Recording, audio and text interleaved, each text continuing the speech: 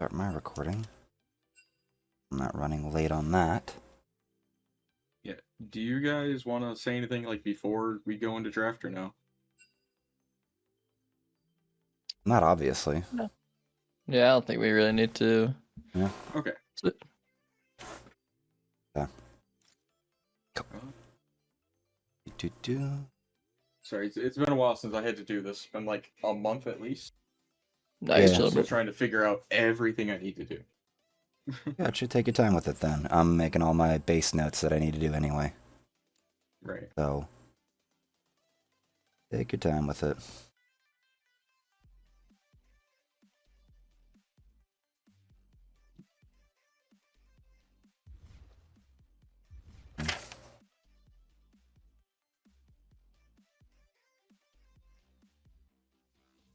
That's a typo. There is Steel Team. Sudoku and then Dynamic is it. There we go. Got that corrected. Okay. Alt names. Striker Jones is Andy.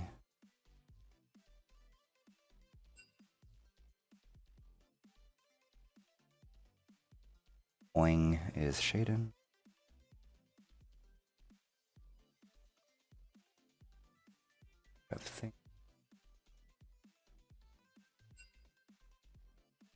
Yes, this Think Rev Think, at least Jackie the captain really thinks he's like they're gunning to actually like pull off the 3-peat and win this whole league, so at least by current preseason thoughts,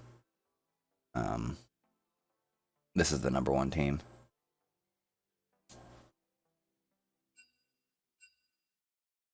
Here's like SEAL Team Flip is very much high pointing TRT.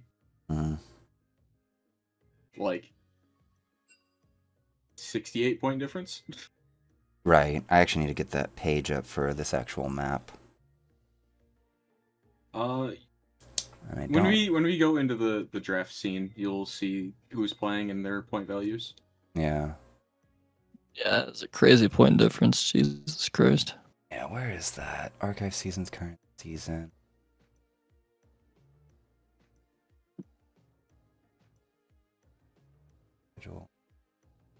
Is there a link for the actual like match page, or what is that under one of these here in season 2? Yeah, I can send it to you. I'll put it in broad chat. Okay.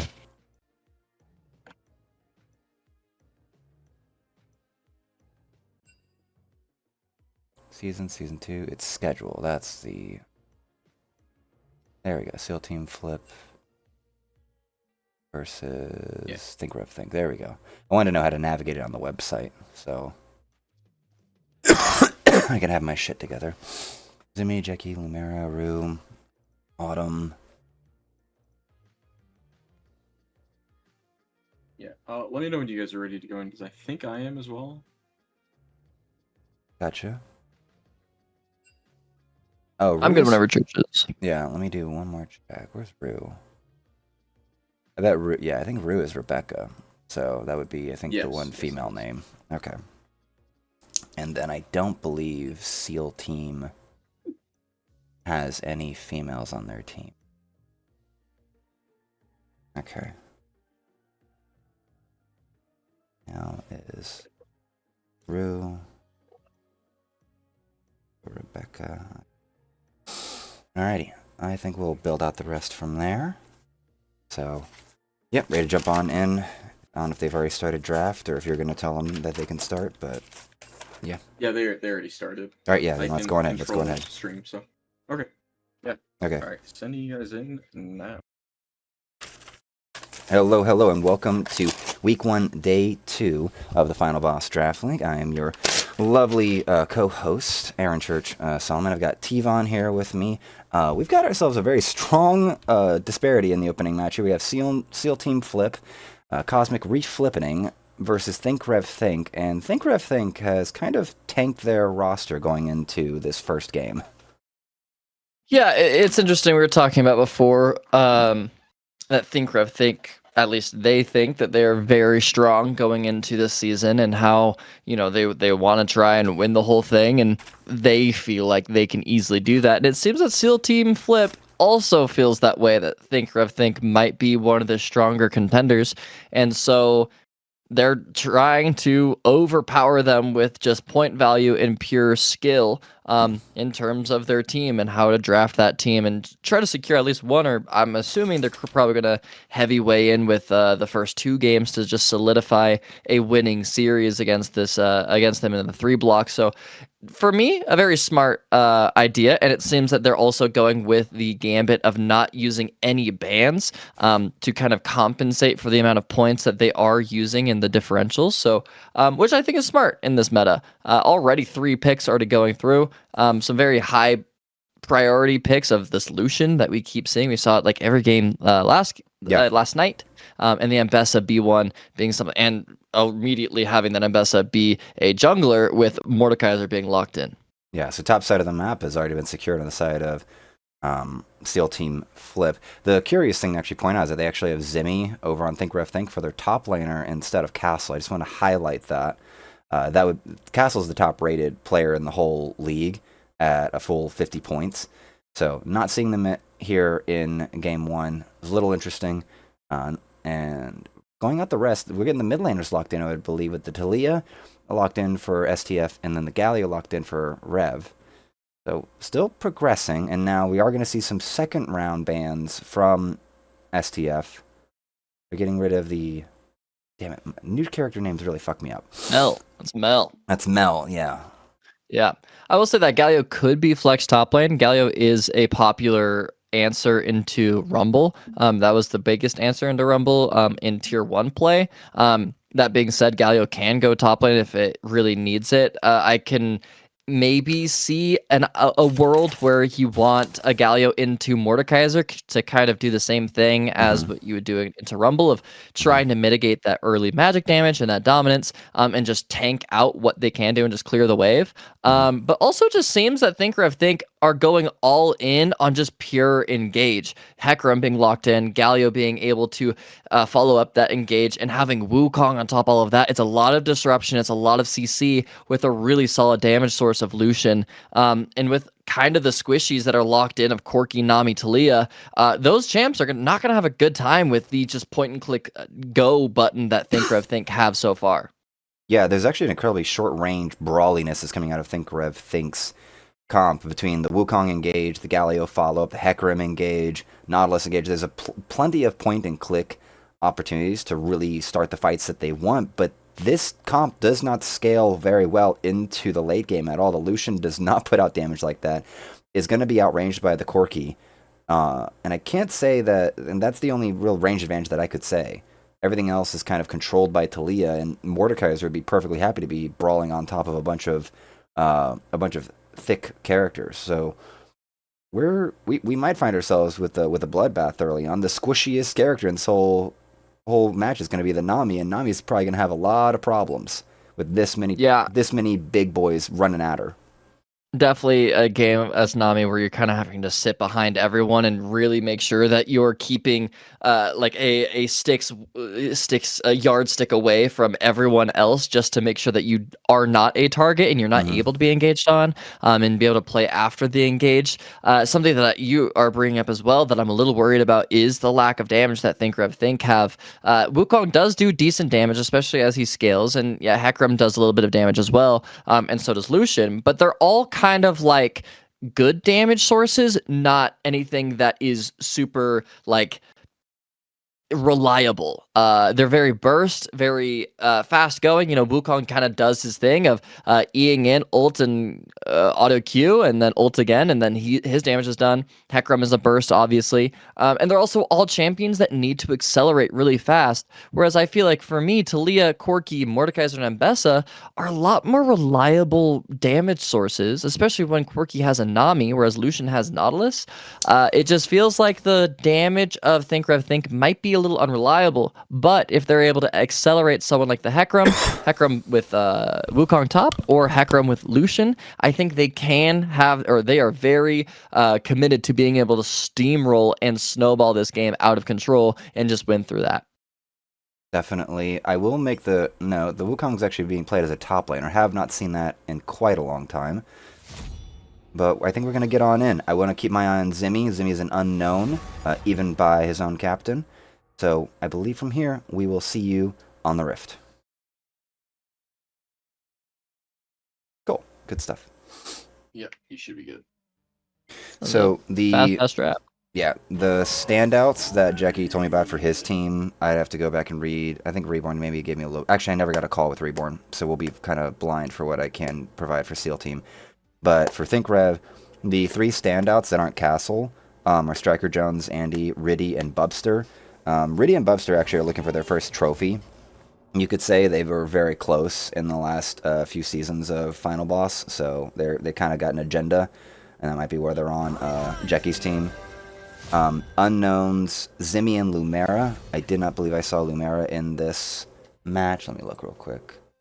So yeah, the mid laner and the top laner are pretty much unknowns, even for Jackie. So this is going to be kind of a big... There's a lot of obvious implications for just narrative for just the season. But I don't know. This kind of is where like we're having a really big random situation occurring for this first match here between the two teams. Yeah, I think it'll be fun because, like, in terms of just the draft itself, like, red side drafts, think have kind of an easier draft to play. They just need to make it work fast. Right. Like, if they get one good play off and they just keep making good play after good play, they're kind of just like go in and just kill. And if they don't kill, then they lose. You know, like. Yeah, they don't have. There's not enough peel on the side of SEAL team to actually push them out. One tidal wave and one bubble just isn't gonna be enough to really prevent the situation. Yeah, it kind of is just like Mordekaiser and Ambessa beating up the people that are engaging and seeing if they can just like, you know, kill the going in Wukong and Hecarim. I mean, if one's getting Mordekaiser ulted, then the other one can just get Ambessa comboed.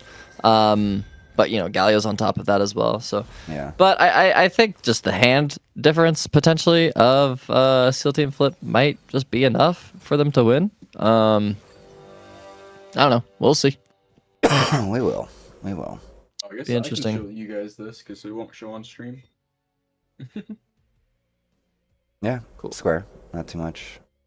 I am just kind of there's something about this league that loves pairing Lucian with not Enchanter. It's so interesting. Like I know that Lucian's passive works with Engage, but I just think he needs an Enchanter, man. Like he needs Nami, Emilio, maybe Sona. Like he just it feels like a lot help. of there's a lot of damage like left out that's just not being made available. Yeah, and he just doesn't have enough damage by himself to like if you're playing Lucian, you might as well have because like he can't bully mid waves by himself without an Enchanter, in my opinion. You know, like not the same as you know you could with like a Nami or Emilio. Mm-hmm. So it's like I don't know. People prio Lucian so high, even though Frosty is in it's here. not that strong. Nice. Okay, I didn't see his name. So Frosty, I believe what Jackie told me is basically Jackie's like nemesis.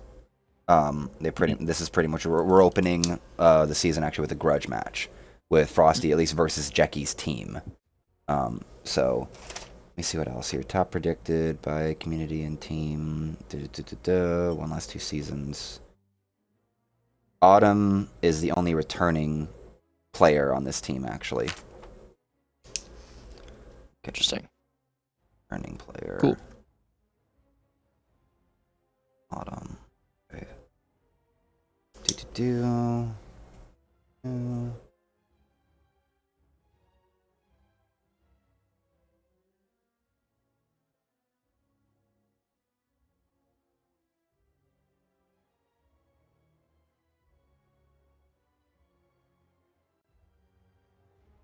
Online. Astrum. Becca. Okay.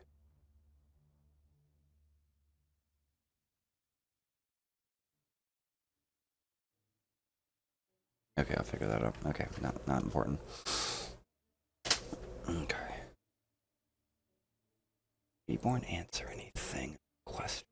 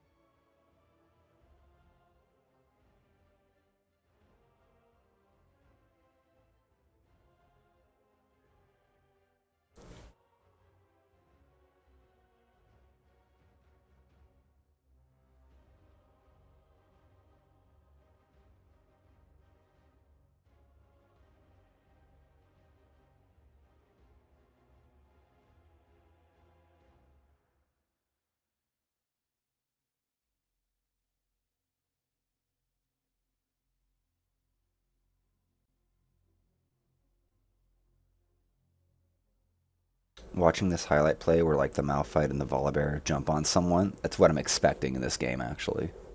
Bro, playing an AD carry, or I mean specifically Talia into Wukong, Hecarim, Galio sounds like hell. Like Corki will have some good peel for himself and with Nami, but the rest of it, yeah, they're gonna really want to brawl. I mean, it's just so many just health bars hitting at you, going at you. But I don't know. I like to also look at draft and be like, what would I rather play? Like if I had to choose a team to be, or like a draft to play. I think I prefer the one with Corki Nami. I'd rather be Corki Nami than Lucian Nautilus.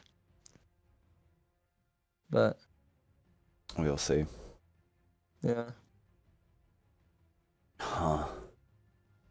I guess it's a question then of what would be the more important lane, because mid lane is just going to be kind of neutral. Galio, Talia, not much going on there outside of Galio or Talia roams. Yeah, they both just want to crash waves and leave. Yeah, and then Mordekaiser, Wukong is just a pure 1v1, and the Wukong probably wants to leave more than deal with the 1v1 because he's better for skirmishes and team fights. Sizzle. So, I don't know, bot wave might be the big happening. About ready? I think we are okay to load in. Let me make sure I have game music. Mm-hmm. Looks like I do. Okay. So, alright. You guys are ready? Yes, sir. Yeah. Resuming game. Sending you over. Alrighty, jumping on here to game 1 for Think Red Think versus Seal Team Flip here on week 1, day 2 of the Final Boss Draft League. Giving a little chatter here with Tvan while we were waiting for everything to load. It may very well be the most important part of this map would be the bot lane, considering we'd expect the mid lane, little pause right now, but we would expect the mid lanes to be more about their side lanes. They're trying to affect side lanes. Jackie on the Hecarim is going to want to just farm up for until 6, and I believe it's similar to how Mbessa plays in the jungle. Yeah, I mean, full clears are very important. I mean, just in jungle as a whole, in terms of meta, just full clearing and then playing for some sort of gank on the timer between clears. Ambessa being, I mean, you don't really have that much gank threat, so it's like, okay, which of our laners have set up to be able to play something? I think you can maybe get a kill early on as onto Galio, actually. If Galio is trading a lot of HP for the wave, which is something like that's kind of how this mid lane matchup goes, is Galio kind of has to absorb some damage to walk up and Q auto the wave and then E away. The first 3 to 4 levels, it takes a lot more HP to be able to do that. Yeah, you don't really technically have set up bot lane, but you can bait out a trade from Lucian Nautilus, especially if you're kind of playing mind games and this isn't the highest level, so you can bait a Nautilus hook, and then from there you can easily punish. But I think top lane there's going to be a lot of brawling. It is low-key Armageddon due to them both going Ignite, so they both are trying to play for all ins, and if you can even bait out just a recall for one of them where they don't have TP, and you get kind of those mini advantages of giving your top laner a better recall than the others, and be able to snowball from there, I feel like that could be a good target. But Church, I always make this prediction of whenever I look at a draft, I'm like, oh, there shouldn't be anything that happens in the first probably 5-10 minutes. But there always is. So yeah. I'm just not going to say it this time. And just no. Do not presume this is LPL before they started winning against LCK. There is nothing but fights occurring, excessive trading in lanes. Zimmy getting a little bit of the upper hand there in that first little trade there against Sovereign. I do like you pointing out, actually, that it's Ignites on both top laners, and Frosty has a Ghost on. So there are in a way 3 teleports in this game, but it's only one real teleport as a summoner spell on Lumera. Otherwise, Galio ult and Talia ult are the only other globals to really help move players around the map. It's gonna be really important for players and teams to coordinate on what objectives they want to be at for the fight, because in a way, most are going to be way better off for team fights than want to do side lane stuff. Yeah, I will say, as devil advocate for Frosty, this is actually something we have been seeing a little. Oh, he's just dead. He's just dead. Cool. For Frosty, we have been seeing a lot of people prefer to take a combat summoner spell in the mid lane specifically instead of TP, just due to the way that home guards work and also the empowered recall with the mid lane quest. You're able to kind of get away with recalls and home guard back to lane without really missing all that much. And Talia, in order for Talia to survive these team fights of Wukong, Hecarim, Galio, Nautilus, having Ghost is so nice to be able to just space a lot easier. Movement speed is really good for Talia as a whole, but especially against these 4 brawly melees. I mean, Lucian kind of operates as a melee as well, so these 5 close range players, being able to just kind of rotate around them all is going to be really nice for her to play around. Definitely. A very good start for TRT with the top lane, Zimmy getting that first blood, but the bot lane is struggling. The Enchanter and the poke from the Corki is really kind of putting the hurt on here for Rue and Autumn Leaf. Yeah, Corki Nami hurts. This is post nerf Nami and post nerf Corki, man. I think it was like earlier last season when Corki Nami was becoming this big thing and Corki just got, changed to be away from mid and go back to AD carry. He was just like this big bully where you just auto E and you can just run at people and one shot them, especially with Nami. Oh my god, so much damage. And so that's kind of how ranged matchups versus engaged supports are, is unless you can get that early engage going and chunk some HP. It's kind of like Galio. You have to engage and trade HP to get CS. But the 2 to 3 hooks that we saw Autumn Leaf throw out all went wide. So for that, they have to take a pretty bad recall and just come back with a longsword and try again. But already a sizable lead in both top and really taking advantage of the damage he's putting out here.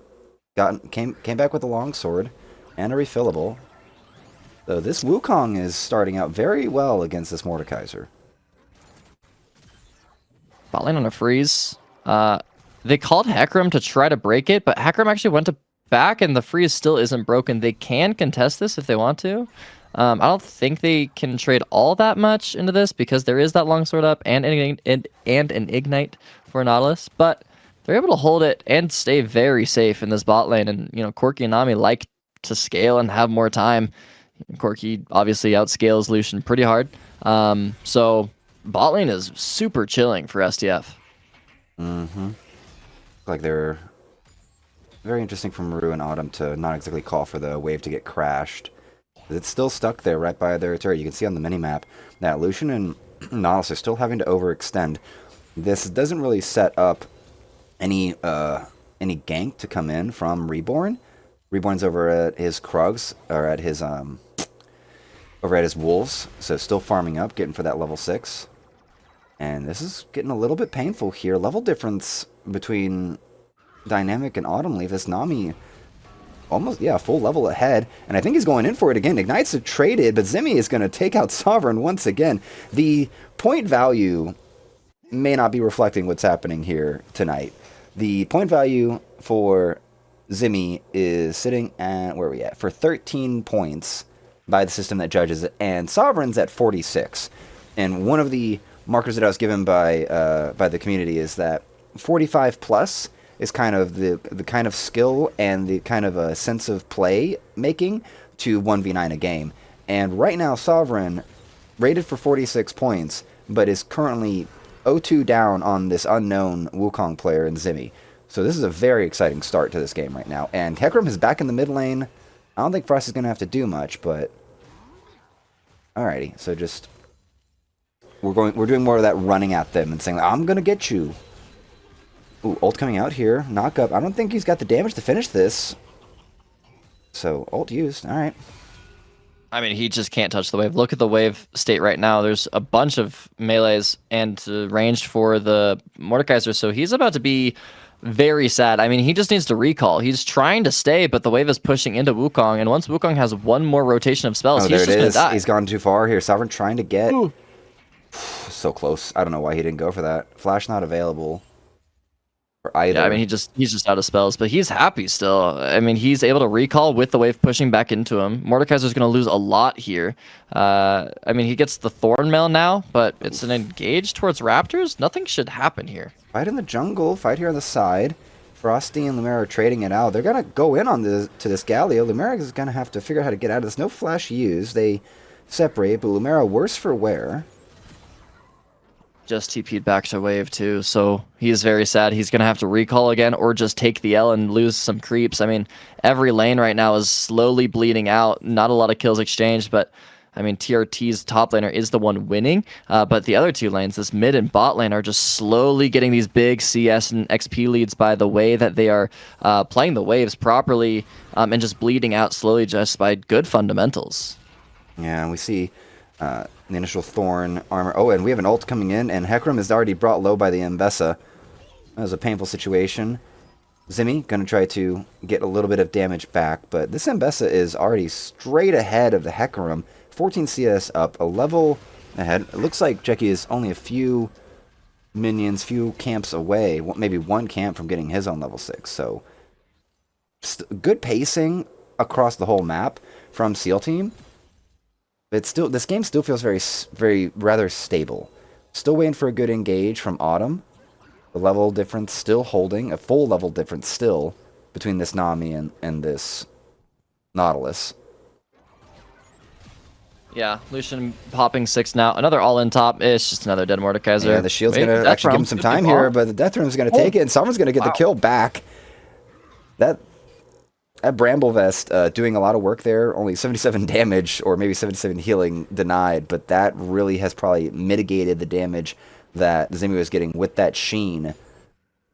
So, really finding the counterpunch in. That shield, that W shield coming in clutch there for the Mordekaiser. Yeah, I was actually going to bring up the Bramble Vest first. Recall buy. I mean, I don't think Wukong does all that much healing. I mean, sure, when he gets fully stacked Conqueror, it's really good. We're ulting on in here. And so you're going to knock back. Your Dynamic's going to get taken out. And I think Tushi needs to run away. Will be able to Valkyrie out. It just felt like a coin flip play. I thought Hecarim was just being called to crash the wave, but now they're looking to dive the Corki, but Mbessa is here to recover. And here comes the Galio, knock up in, and they're splitting their damage here. Both of them are brought very low on the side of SEAL Team Flip, but this lack of focus isn't really going to work out. Big slam from Lumera. I don't know if they'll be able to catch this Mbessa running away, but the spinning Scythe will secure the kill. And Frosty, I don't think you have... I don't know if this is a part of the plan. Lumera's got to get knocked back. He might just be CC locked into dying here. No flash available. Just going to have to run for it. It's going to get one last bit of damage into Frosty. So, very fun sequence. Kill lead is still on the side of TRT. Waves are pushed in their favor on both sides, on at least top and bottom. So, little column A, little column B. Looking at where the kills went, though, Nami is the one that got both kills for the side of SEAL Team, whereas Hecarim got 2 kills on the side of TRT. And we were talking about it in the draft and in the load screen that Hecarim really needs to get the snowball going, and he can completely take over the game. Same as Wukong. If these champs that kind of need a couple items and need that snowball, they will just take over the game. I mean, I'm sure everyone in the stream has faced a Hecarim that has just gotten a couple random kills here and there and just completely accelerated and then just runs you over because he can just do that. That's kind of how the champion works. And so him getting that early lead is really nice for TRT to be able to get this snowball rolling because it's a necessity. Now you can start to affect top lane a little bit more. Now you can start to really just punish anyone who goes on their screen, just like we see right now. 3 grabs captured, then we're going to go into a fight, and we're getting knocked up left, right, and center. Reborn's going to be able to actually survive far longer than you should expect here. Rue going to be able to get the counterpunch, but that's 2 kills. Mordekaiser is going to take 1, Talia the other, and the rest of TRT is going to get ran over here. Rue running for his life. Talia is going to fly in on her wall. Flash used, but I don't know if he's going to be able to dodge the rest. Triple kill for Frosty in what is the biggest flip fight of this match so far. No ult available for Lumera to join that fight, and teleport still on cooldown. It was a good play to at least get the grubs, but then they just overextended, went for a fight, and they just did not kill Reborn fast enough. Yeah, 4v4 contest from Steel Team did get them the fight after, but it was just a little too late for the Grubs contest formal. But TRT a little too early to be able to fight. I mean, they have a lead and they're accelerated, but Trinity Force still isn't finished for Wukong. The first item for Hecarim isn't finished either. No one has a completed item, whereas out of base, Reborn had a Hubris ready to go. And Corki Nami damage. I mean, Nami had Imperial Mandate from those 2 kills, so just not a great timing for a fight for TRT. They still need to slow down, and also Mordekaiser ult just completely shutting down Hecarim to use his spells on anyone in the backline and disrupt the fight the way that he wants to. So we're kind of seeing a little glimpse of how those team fights are going to be looking later on in the game. Again, TRT just needs to calm it down and wait for these spikes to happen. Then you can look for a fight like that. Definitely.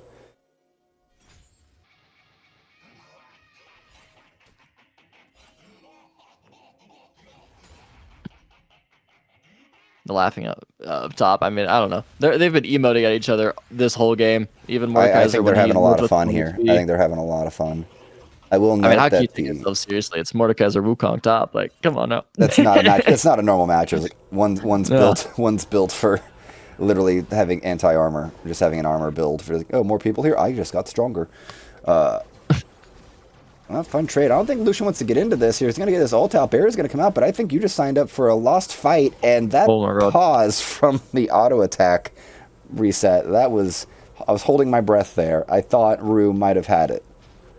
Yeah, the auto onto the minion scared me a little bit. But yeah, I mean, you can't underestimate Corki, man. That's the Corkster. He will just run you down. It's kind of like Smolder, where people are like, oh, I can 1v1 this guy. He's not that strong early game. And then he W's on top of you and you die. And you're like, oh, I guess I can't 1v1. And again, Lucian is also not that same Lucian that we saw during Lucian Nami meta a year or 2 ago versus, you'd always see Zeri Yumi versus Lucian Nami. He can't just one-pop you with one item. He's actually kind of a 2 to 3 item champ nowadays. And especially when you don't have anyone to proc your passive, you're kind of just homeless in a 1v1 like that, especially into such a big wave that Telucified had. Like, it's just easy pickings. Now he can just W on top. Like, what? Oh, he's dead.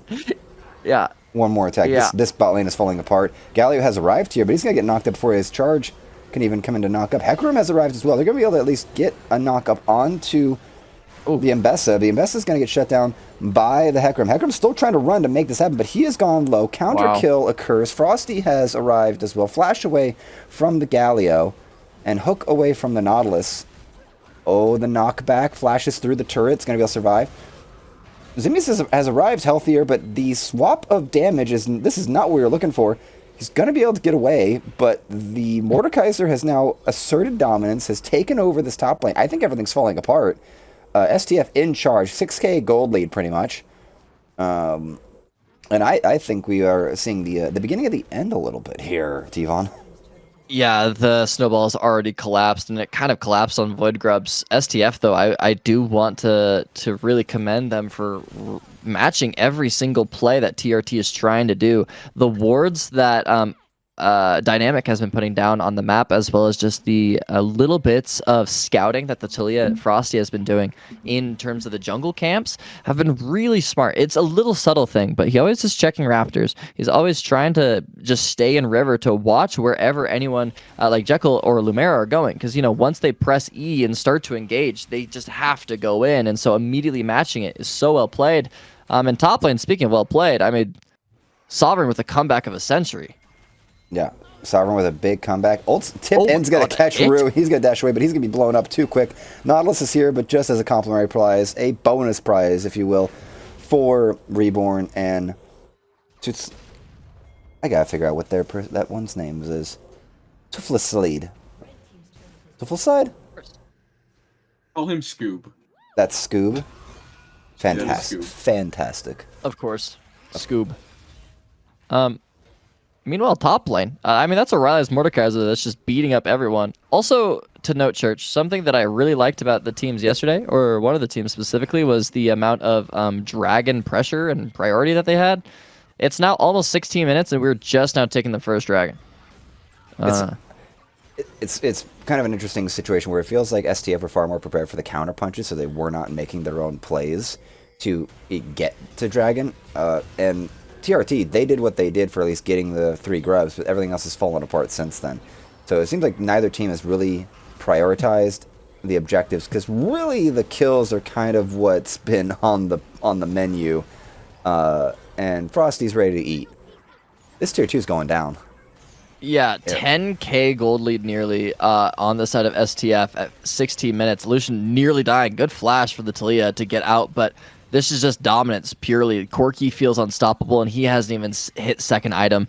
Talia is able to just kind of Weaver's wall onto anyone, and someone will die. They're using defensive Galio ults now. In top lane, who kills this Mordekaiser? He is level 14.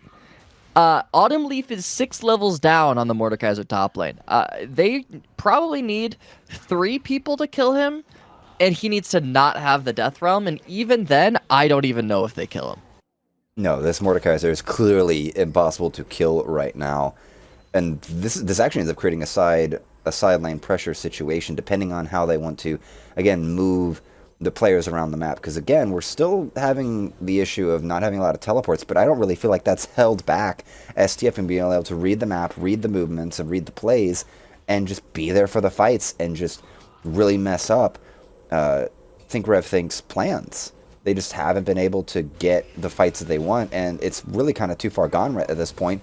Galio face tanking the Mordekaiser, not much else to be done there. Yeah, I mean, I'm trying to think about what are the opportunities and windows that TRT can try to look for and able to get themselves back into the game. And to be honest, it's kind of looking at Hecarim's second item, Wukong's second item, and Lucian's second item, and trying to overload a side, specifically a side that Talia is on. However, and these are the higher point value players, so I'm going to give them a little bit more of a respect in terms of the way that they're looking at the map. Frosty is doing a really good job of making sure that he's never in a position to die. They're allowing Sovereign to push up and show people, and then whenever he's crashing at the opposite side, it's purely on having full knowledge of what the map is. Now they get Rift Herald, and they're going to try and cross map onto Sovereign, but again, Death Realm's here. Death Realm's here. Hecarim's been put into. He's trying to get to the far end, trying to bait this Mordekaiser into a bunch of his friends. The horse is going to die, and now the full knockup. But there's no damage here. Galio's not damaged. Nautilus is not damaged, and the Hecarim's already dead. This is not what you want, and I don't think Mordekaiser cares about this turret. Knockup from Frosty to lob the Nautilus into his clutches, and the mid lane turret's going out. They are sieging 2 sides of the map. 4 dead, just Zimmy all alone with the world to stop, with the whole might of this 5-1-1 Corki. Back to Are they pushing to end? They have a Herald crash, and they still have Embezzle. I mean, okay, they get a tower, but that tower does respawn Hecarim later. has arrived. I feel like they should have driven the Herald and gotten bot tower. I don't think there's a fight here, but I mean, total map domination here for the side of STF. They get bot tier 2, top tier 2, and the middle inhibitor. So now, all they have to do is wait for this 20-minute Baron, make a play on that Baron, just take it immediately and look for a fight immediately after. That is the one window maybe TRT have, is a coin flip fight and somehow getting a steal and getting a couple kills on the way out as well with the magic resist and armor shred that Baron does. But if that doesn't happen, they're just going to take Baron and they're just going to run you down. This Mordekaiser just goes where he pleases right now, currently chasing down Autumn. And Bessa has arrived to help finish this off. Your jungle's not safe. You can't go in anymore. I don't care if you have a scanner. I don't care if you have wards. And Corki just face-taking the situation, unconcerned. Gonna miss the flash. Oh! Galio's gonna lose their chance to fly away. I don't think I think they're gonna walk in and finish now. They can. It's just Lucian and Wukong. Wukong has no flash, but has ult to disrupt a little bit. But they just kind of have to play the fight. If they can kill Wukong or Lucian, they could just contest this. I mean, they have Weaver's wall still up for Talia as well. I think they can just end. Yeah, Mordekaiser just offering himself up as a tribute to distract while the Nexus is exposed. There's not much else that TRT can do. He's gone golden just to buy even more time. This Mordekaiser just tanking so much. I think we have our game here. First match in this 3 block. Steel Team Flip have in fact flipped TRT on their ass, and this game is over. Now, Church, you may be wondering, wow, that's a really fast game. I wonder what the fastest game is. Would you believe me if I said the fastest one game in Tier 1 history was 4 minutes faster than that? Still crazy to think about. I just never understand it. But a crazy sweep, but expected sweep, Church, because I mean, the point value and oh my god, that damage graph. They have tiny little Lego blocks against their really, really big, like, cinder blocks of damage here.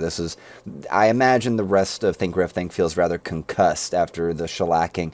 Especially, like, the Mordekaiser being top damage is unsurprising because it's a top laner, but also is just holy mother of frontline, can't mess with. He only died, I think, twice. It's just... Yeah, that was disturbing. I mean, everyone in their role except for support is doubling their opponent's damage. But again, this is kind of expected due to the way that the point value system works in this. They kind of just hand diffed them. Talia was playing on the map everywhere where she needed to be.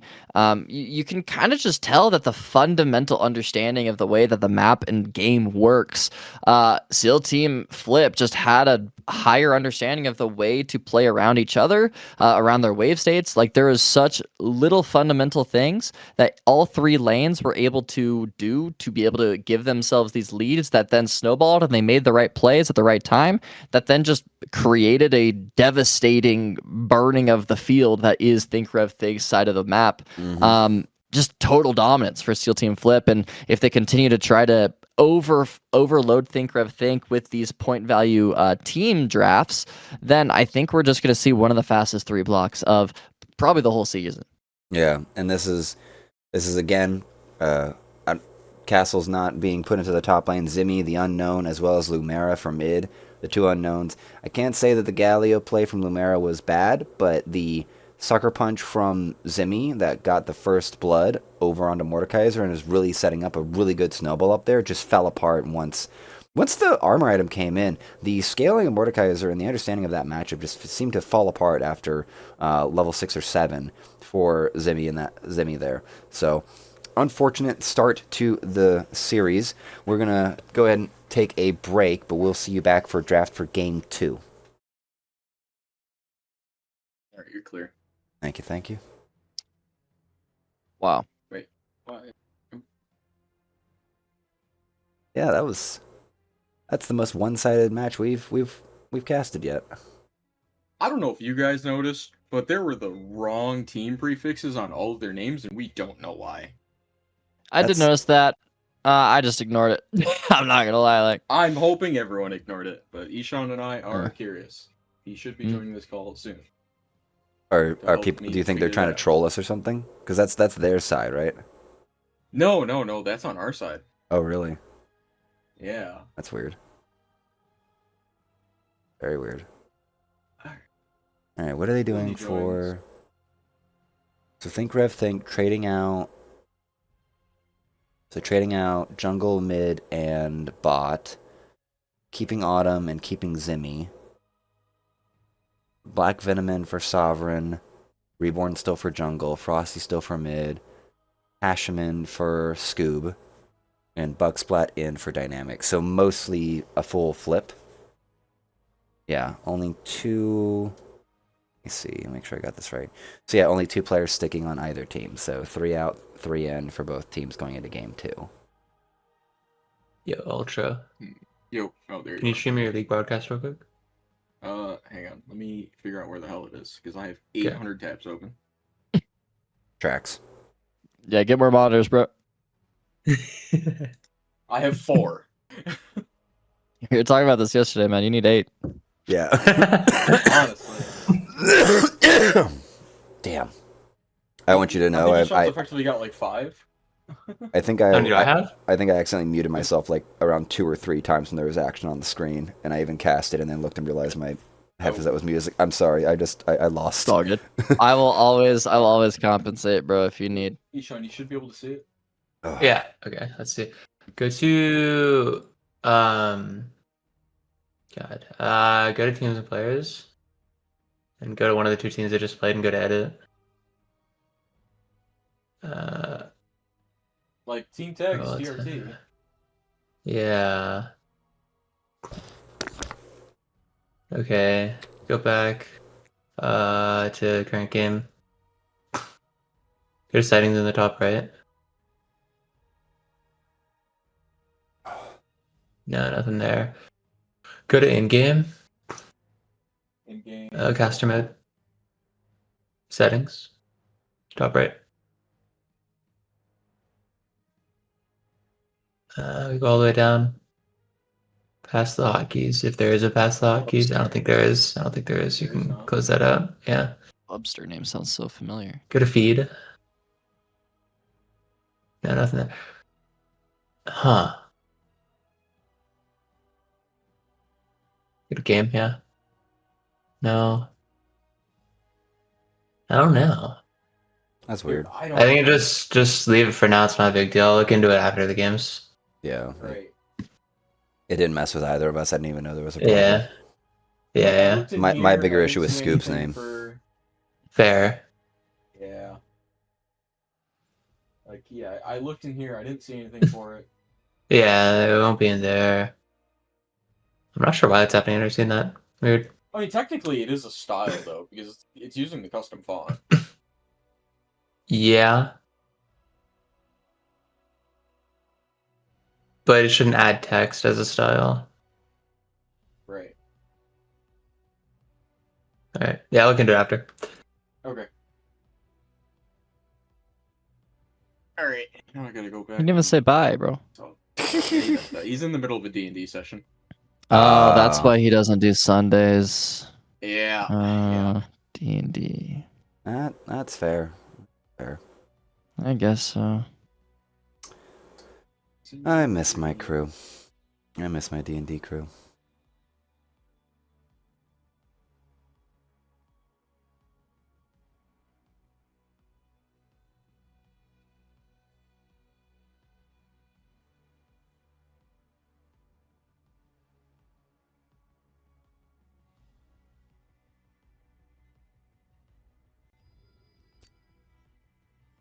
Bro, but that fun fact of the 16-minute win, I think it was 16-21. I just like every time I watch a sweep like that, I'm just like, how is it faster? Yeah, but I also It was that, and then a 17-28. Was that Cloud9 getting shellacked by like some Korean team like 10 years ago? No, both times was Mad Lions losing to an LCK team. Or one, I think the 17-28 was Mad Lions T1, and I think the other one the next year was BLG Mad Lions or something like that. Right, yeah. But still, I'm just like, how do you like go faster? How do you win a game in 16 minutes, man? Like, that's crazy. I mean, that was old Rift Herald where it did a shit ton of damage, and turrets weren't as tanky, but still, like it's crazy. Yeah. Huh. Does Carzy still play in the LAC? Yes. Okay, I actually ended up liking him a lot more after a couple years, especially when he was like, I'm going hyper carry mode on Aphelios and like ruining faces. I'm like, wait a minute, this guy has balls. This guy can fight. It's really good. He's on one of my favorite teams right now.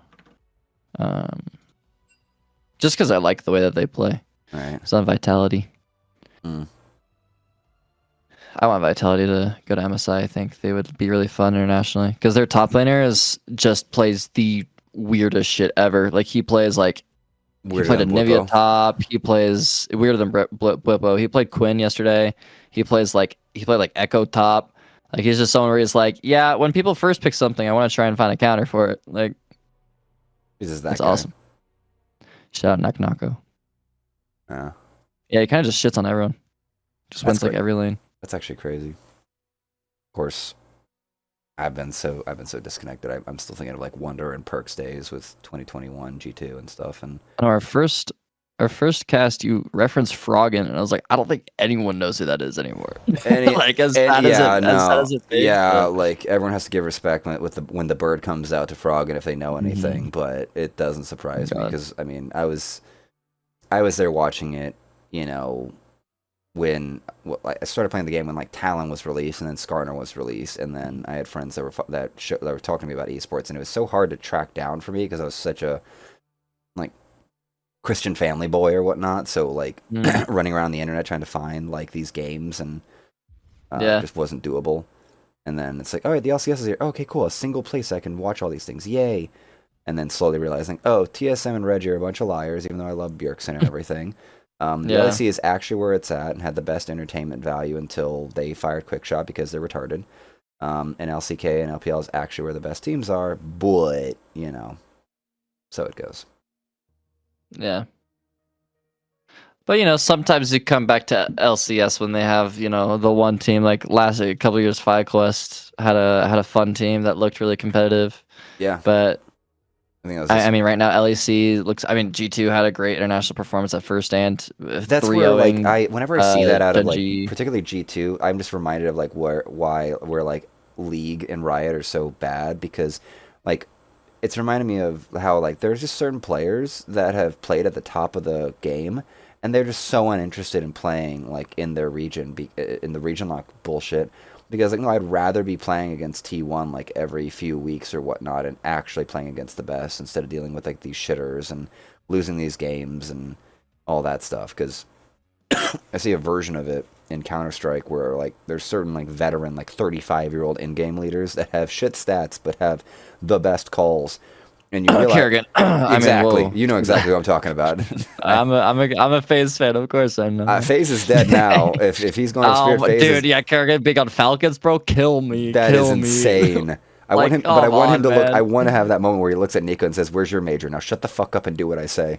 Oh my god, 'cause I love. He's so funny. Kerrigan is just the funniest. he fuck is. ever. He has put himself as the most likable player in the entire scene on the most hated team in the scene. So I'm very curious to see how that plays out.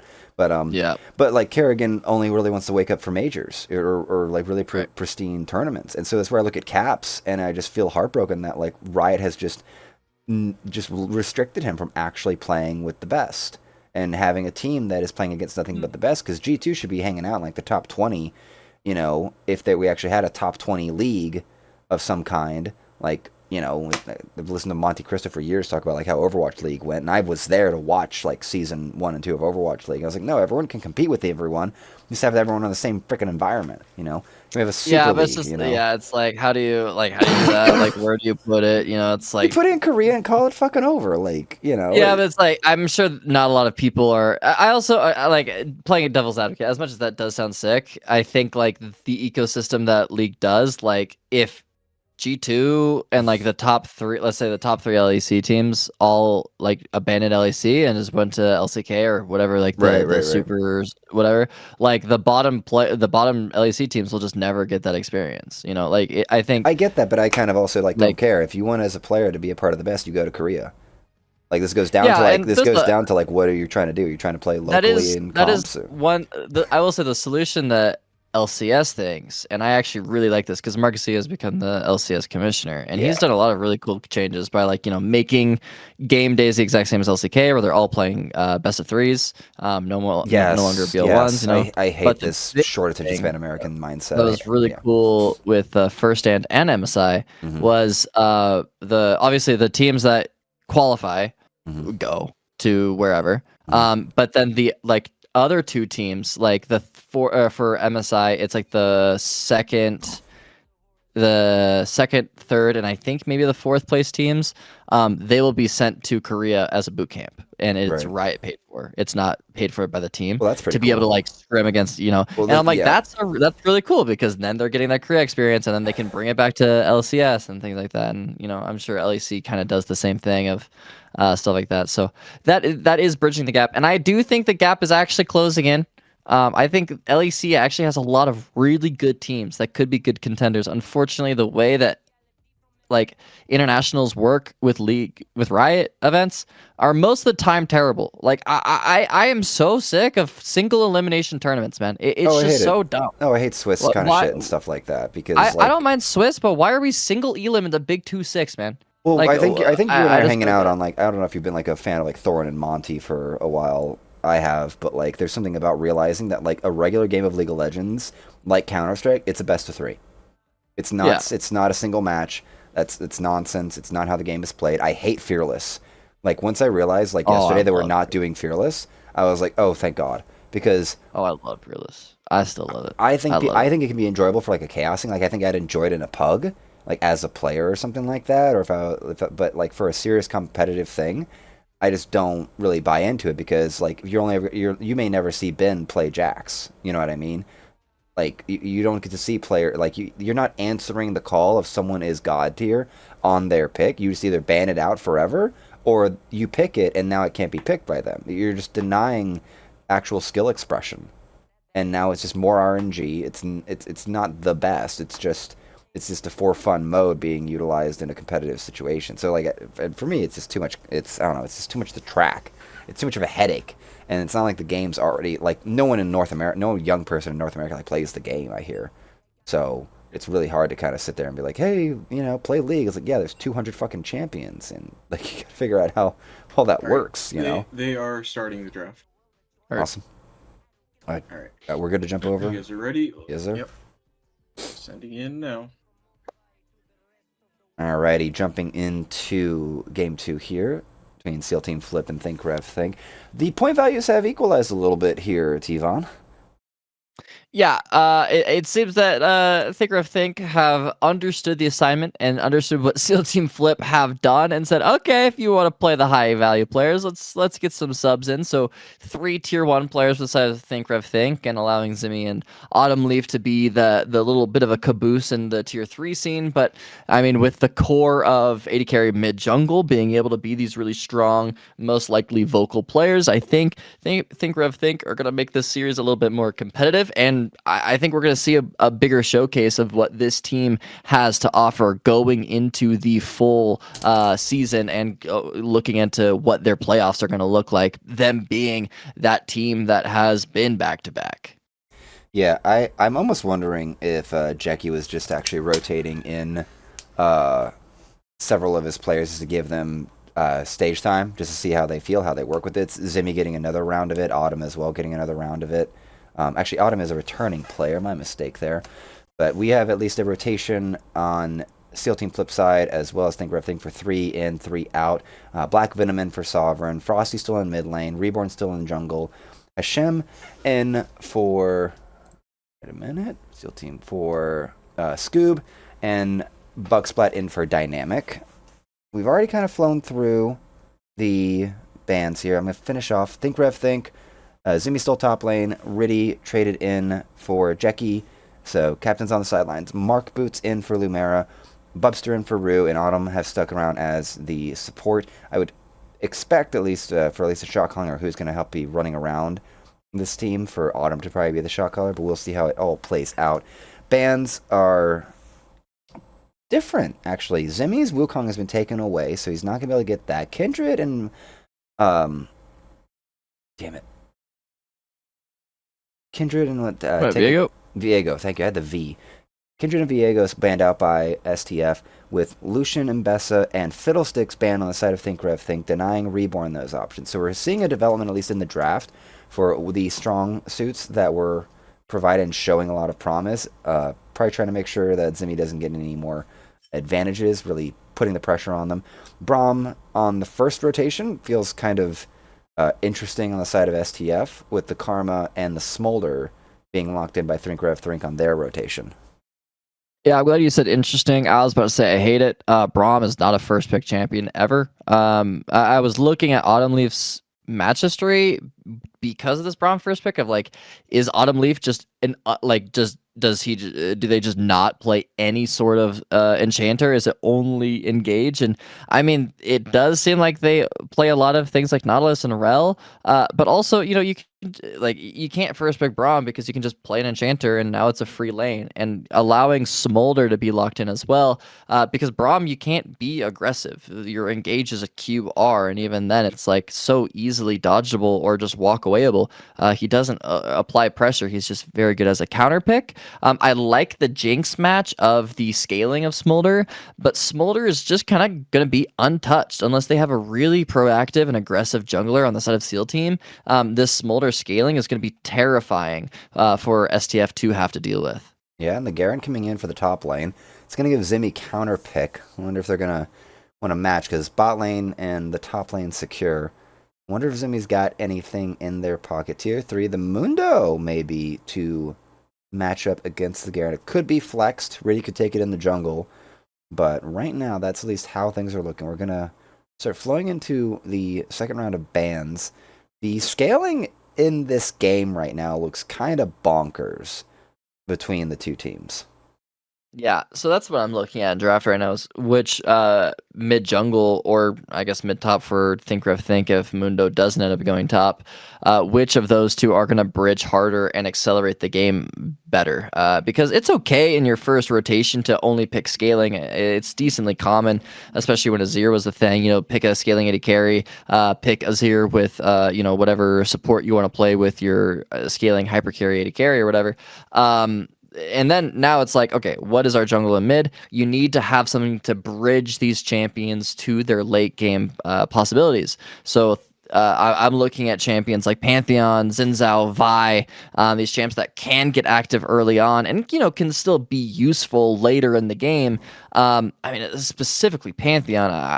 I don't know what it is about Final Boss, but no one likes that champion, but everyone else loves it. I think the champ should be first picked in some of these games because of the way that he can just take over the map. He has a global. He's very proficient. I'll get off my soapbox about that. So that's what I'm looking at in these 4-5s is which team bridges better, and that bridge will lead them to more success because I think the scaling is decently even for both sides.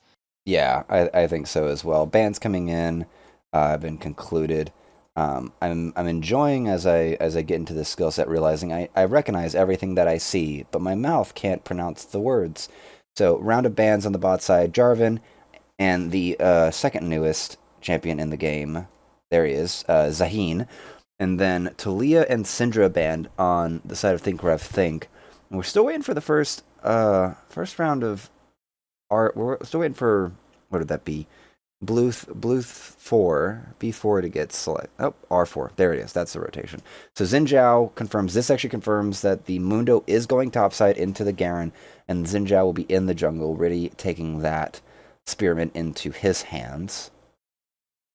I love that Xin Zhao pick. I love Xin Zhao. That champ is so good. He gives you so much space. Your AD carry loves playing with Xin Zhao. Most mid laners love playing with Xin Zhao. Xin Zhao loves playing with Karma. He kind of just slots into every comp. He's a great bridge. He can get active early on, or he's okay to just power farm. He's just kind of an evergreen champion to pick. Speaking of the opposite of evergreen is Volibear being locked in, I'm assuming, for jungle, unless, this Garen goes mid and Volibear ends up going top, which is possible, I guess. But Volibear, he can kind of hyperscale. He's one of those weird champs where he kind of likes to play that weird hybrid, like it used to be like Cosmic Drive with Navori Flicker Blades, but now like Dusk Dawn exists, and so he likes to play Dusk Dawn. But he's very much just like, I'm going to run at you and hope that I can get in range to stun you and then skill check you. Which now with Victor being locked in, that is literally their only engage is like a flash Volibear stun. And Xin Zhao can kind of ult him away, or Mundo can just kind of click you. Volibear will eat up Mundo in a long trade, but when Smolder, Xin Zhao, and Mundo are hitting you and there's a Karma behind all of those, like the front line of STF don't really oh my god, we're going super scaling on the red side with the Azir lock-in. Church, I think Red Side just won the draft on their 4-5. I think that's a great 4-5. I'm with you on the scaling, but also the peel that is going to be had with this Azir in the mid lane. I debate if actually STF are going to be able to get what they want outside of just walking in and hitting. The Jinx is going to get a lot of damage for a while. Same on the side for Bubster with the Smolder. But the Azir having just his ult to push back the running at them for the Garen and the Volibear, SDF are just going to have some good vision control and flanks, and we see it quite a lot in this tournament so far. Just a lot of skirmishing around objectives, around the Grubs, around Herald, around Dragon. But still, it's a very curious setup. We have the confirmation Garen is top lane, the Volibear is in the jungle, so I am interested. I am very curious to see how this plays out. I'm hoping Zimmy has a better map this time, has a better round with the Mundo into the Garen. There is a disparity there in at least tiers, if I'm not mistaken. So we will see how that all plays out, and we'll see if this is a bloodbath early on, or if we're just going to have a 30-minute snooze fest in one big team fight. I doubt it. We both know how that goes, but we'll still see you soon, alrighty? Stay on the stream. You're clear. Thank you, sir. I have no idea what the hell's going on in this goddamn lobby right now, but Autumn Leaf and Jackie have like left the lobby like 3 times. They're pissed. You think so? Like, why Well, the fuck you first pick me, Braun, bro? Why the fuck you Nah, first like pick as me? soon as Karma was locked in, Autumn Leaf just said bruh and left the lobby. No way. Bro, No. if I got locked in Karma into Braum, I'm like kicking my feet and jumping for joy. That is literally one of the easiest matchups of your life. I don't know if it's related. It's just that's when it happened. Right, That's right, funny. right. Wow. Interesting. Interesting indeed. Guess we'll just have to see. Yeah, because Oh, I just remember Jackie's not even in the game. So no, he's not. That's why he left. No, he reserves to go in and out. That's why he left the lobby. Autumn leaving is far more of an inflammatory situation. I mean, they're back in the lobby now, which is appreciated, but still on the. I wonder if it's one of those ones like you just say bruh and then you disconnect because you're realizing your Rito client is about to drop. That's right. Alright. We're waiting for them.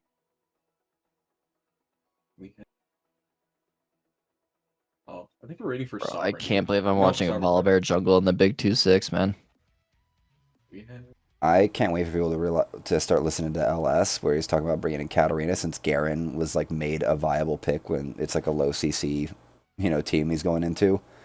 Like, wait, actually, and also Did you watch this 10-hour stream? Right. Oh no! I hear the clips or whatnot from LS. Right. Yeah. Did you hear about like how he did like a 10-hour stream though? Of like he. Oh no! Yeah, he did like a 16-hour. Single... Yeah, he went through the entire Wikipedia in like a 10 and or 16 hour. It's so funny because now they're like completely changing like every item in like every champ. They're correcting everything. Like he went through and showed they were all they're wrong. Just completely. They're reworking like 10 different items next patch and like completely change. Like they're changing so much shit and like it's gonna be a huge patch, which I enjoy. The game has felt really stale for the past year.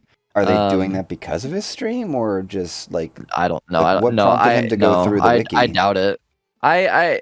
Because he had like he went on like a medical break or something, right? And so he was just like, as a way of him be like, I'm back.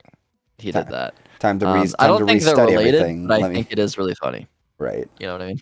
So he reorganizes himself, refamiliarizes himself with the game, and then is like, and giant patch incoming. Yeah. Nice. Yeah. Nice. I swear to God, though, the junglers in this series, or just so far the 2 series that we watched, like the junglers just make me want to die, man. Like they're just allergic to playing good champs. Every time I'm like, okay, this is a really good draft for these champs. I'm thinking about like 5 to 10 different champs that they could pick, and then they just choose the worst champ ever. Well, at this like, point, the why? Xin Zhao is the only jungle pick that you've liked. Yeah, so far. Xin Zhao was like a breath of fresh air, man. I'm like, wow, a human jungler. Like yesterday when Rengar was locked in, I was like, bro, that was what are we doing, man? That was wild.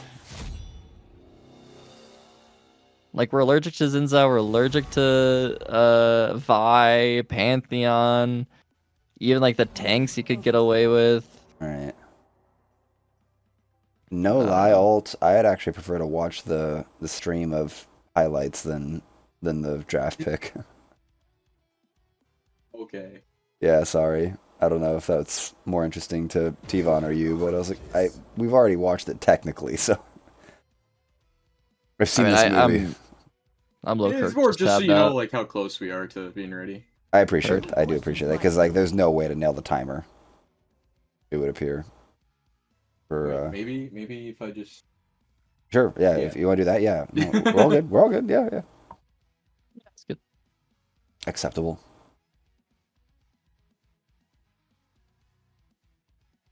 Yeah, I'm still curious about that Autumn just being like, bruh. Like, what happened? It could be unrelated. Even if it is unrelated, I'm still curious, you know. Probably one of my worst qualities. It could be a joke about the Braum being locked in, so he can't play any of his champs or something. It might be the. But also, he's a Braum player, so I wonder if they're trying to. Yeah. But like, also, yeah, this league has an obsession with Braum, man. Like, Braum ain't that good. Like, I like Braum, but he ain't that good. They're excited for big meaty shield boy. I'd rather have the options of having engage and being able to play engage because it just makes the game easier than playing Braum. I don't know. Braum used to be good in the metas where like top and jungle were consistently playing engage. Yeah. But If you don't have engage, isn't it has to come. anymore, If you don't have know? engage in your top or jungle, it has to come from your support. Right. Or be prepared to just stare menacingly at each other. Right. And I don't think people in this league are like the comps that always have like the more like the easier engages are always going to be like winning. Yeah. But Grounded. Wise to dread my return.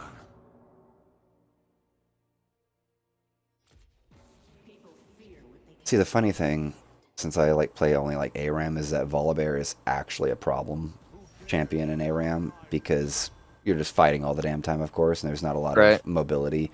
And so there's a certain level of thick he becomes with Heartsteel and then the healing himself that he's just his own damage problem, you know? It's just like if there's not enough peel or not, and therefore the time to cut through him, it's such a problem. It's such a pain in the ass. Have you been playing like regular ARM or Mayhem? Just regular. I don't care for excesses of things. oh, Mayhem's awesome. It's got fun pieces too. I've learned to realize I really like stable versions of games to like I like mastery of things. And I also just have never gotten over because I played early seasons of League. I just learned to just set aside it like I could set aside 30 minutes for ARAM or Dominion back in the day, be okay with that. But then I felt I had to set aside an hour for a Summoner's Rift game. And I'm unfortunately the super toxic motherfucker that's like, no, we're playing till the Nexus explodes. We're not surrendering. So I was that asshole too, even if there was no chance, and I was the problem. So ended up in a place where it's like, yeah, I've never actually grinded in solo queue really, even though most of my game knowledge from watching Pro League and so on is just like, no, I should be trying harder or whatnot. I had a stint where I was actually like two tricking like Alawi and Darius top lane and kind of learning like no, you need to be hyper aggressive to like get a game. You can't play like how pros play in solo queue. You just need to be like I'm big dick with 10 tentacles. Come kill me or I take everything kind of shit. So that's been my progression as a player. Oh. And funny enough, Mordekaiser sucks when you're playing Alawi. Oh, you have 5 tentacles in the lane? No, you don't. Dude, and then I looked it up and I was like, yeah, you have to be able to like read Mordekaiser like pointing his mace at you and then ult to negate the ultimate. And I'm just Unstoppable. yeah, and I'm just like, fuck me, dude. Like, it's like I'm even playing sober and I just don't feel like I was gonna be able to pull that off. Or I was like, it's just one of those little niche things. Like, god damn it. Yeah. And then everyone just kept playing it into me, and I was like, this sucks, because Alawi is just super fun to be like, oh, all five of you have arrived, and my team gets to do maybe something across the map, but my fucking tentacles are gonna ruin your souls. Oh, please. Please, yes. Please more. Especially if you get like multiple, like everyone's like in the middle of your tentacles, you get like a few W slams off or something like that. It gets so funny, it gets so gross.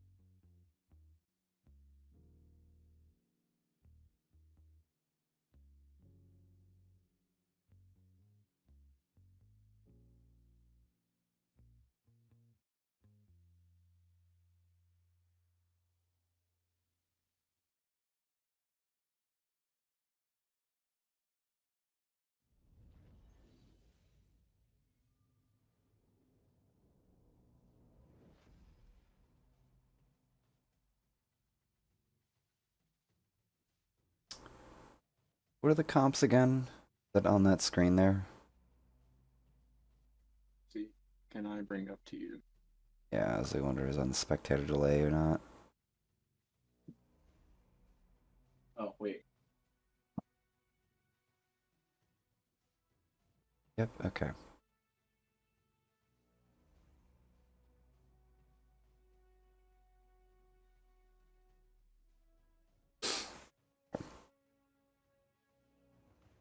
Did you get all that, or do I need to No, pull we're good, something we're good. else I up? just wanted to like eyeball Okay, it and okay. like remind myself. You're good. You do Okay. you do what you gotta do. You know. My job is to talk, your job is to make us look good.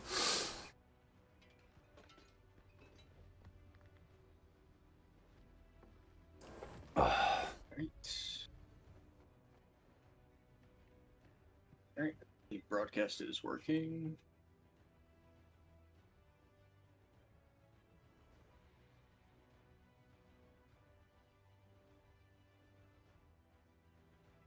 Alright.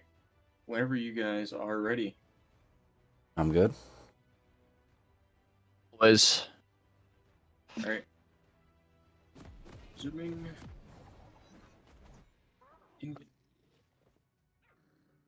You guys are live. We are loaded in, ladies and gentlemen, here. Game 2 between SEAL Team Flip and Think Rev Think. Not too many crazy picks this time around. The Garen top lane seemed pretty normal in recent years. Thank you, Adam, over in LEC, for popularizing that one. And what do you think we'd be looking for here? You think it's going to be a little calm for the first 5 minutes here, Tvan? should be, but I'm sure these top laners are probably gonna all in at some point, probably like level 2. I think Mundo's gonna hit a couple cleavers and try to all in Garen. And then they're probably gonna exchange, Ghost for Ignite. We'll see though. I think bot will be pretty chill. One thing that's concerning is I just saw that Braum took exhaust, which not sure who he's exhausting. Don't think he's ever really gonna be in range of anyone to exhaust. Heal is better, but that's, support brain kind of freaking out. But yeah, I think bot side should be pretty chill. Unless they like extremely overstep and mismanage where junglers are on the map. But it's mostly just going to be supports trading Qs and AD carries chilling. Mid is going to get pushed in. Victor kind of beats on Azir, but Azir outscales eventually. Zinzal will get out cleared by the first reset. Volibear has a pretty fast clear. But Volibear is pathing to bot, which I low-key it makes sense, I guess, but I don't really know if he has that much kill threat. So should be pretty chill. I don't think we'll be seeing all that much early on. Probably more just objective fights of like looking for dragon and looking for grubs, things like that. At this point, it looks like the at least push advantage. Everyone's kind of ticked over to level 2 and even level 3 for Reborn on the Volibear. So not even taking too much advantage of those level 2 spikes. The trading top side has actually evened out pots for the Mundo to really help it. So. But the push is still being maintained. That Smolder Karma combo really kind of leaving Hashem and Bugsplat really stuck underneath their turret. Yeah, that's the power of Karma. She can kind of just decide what they want to do with the wave whenever they want, and Smolder actually does push the wave pretty well. Jinx can try her hardest to match the push with Rocket Form, but it's also ranged support versus melee support. Ranged will always just be able to hit more than the melee can.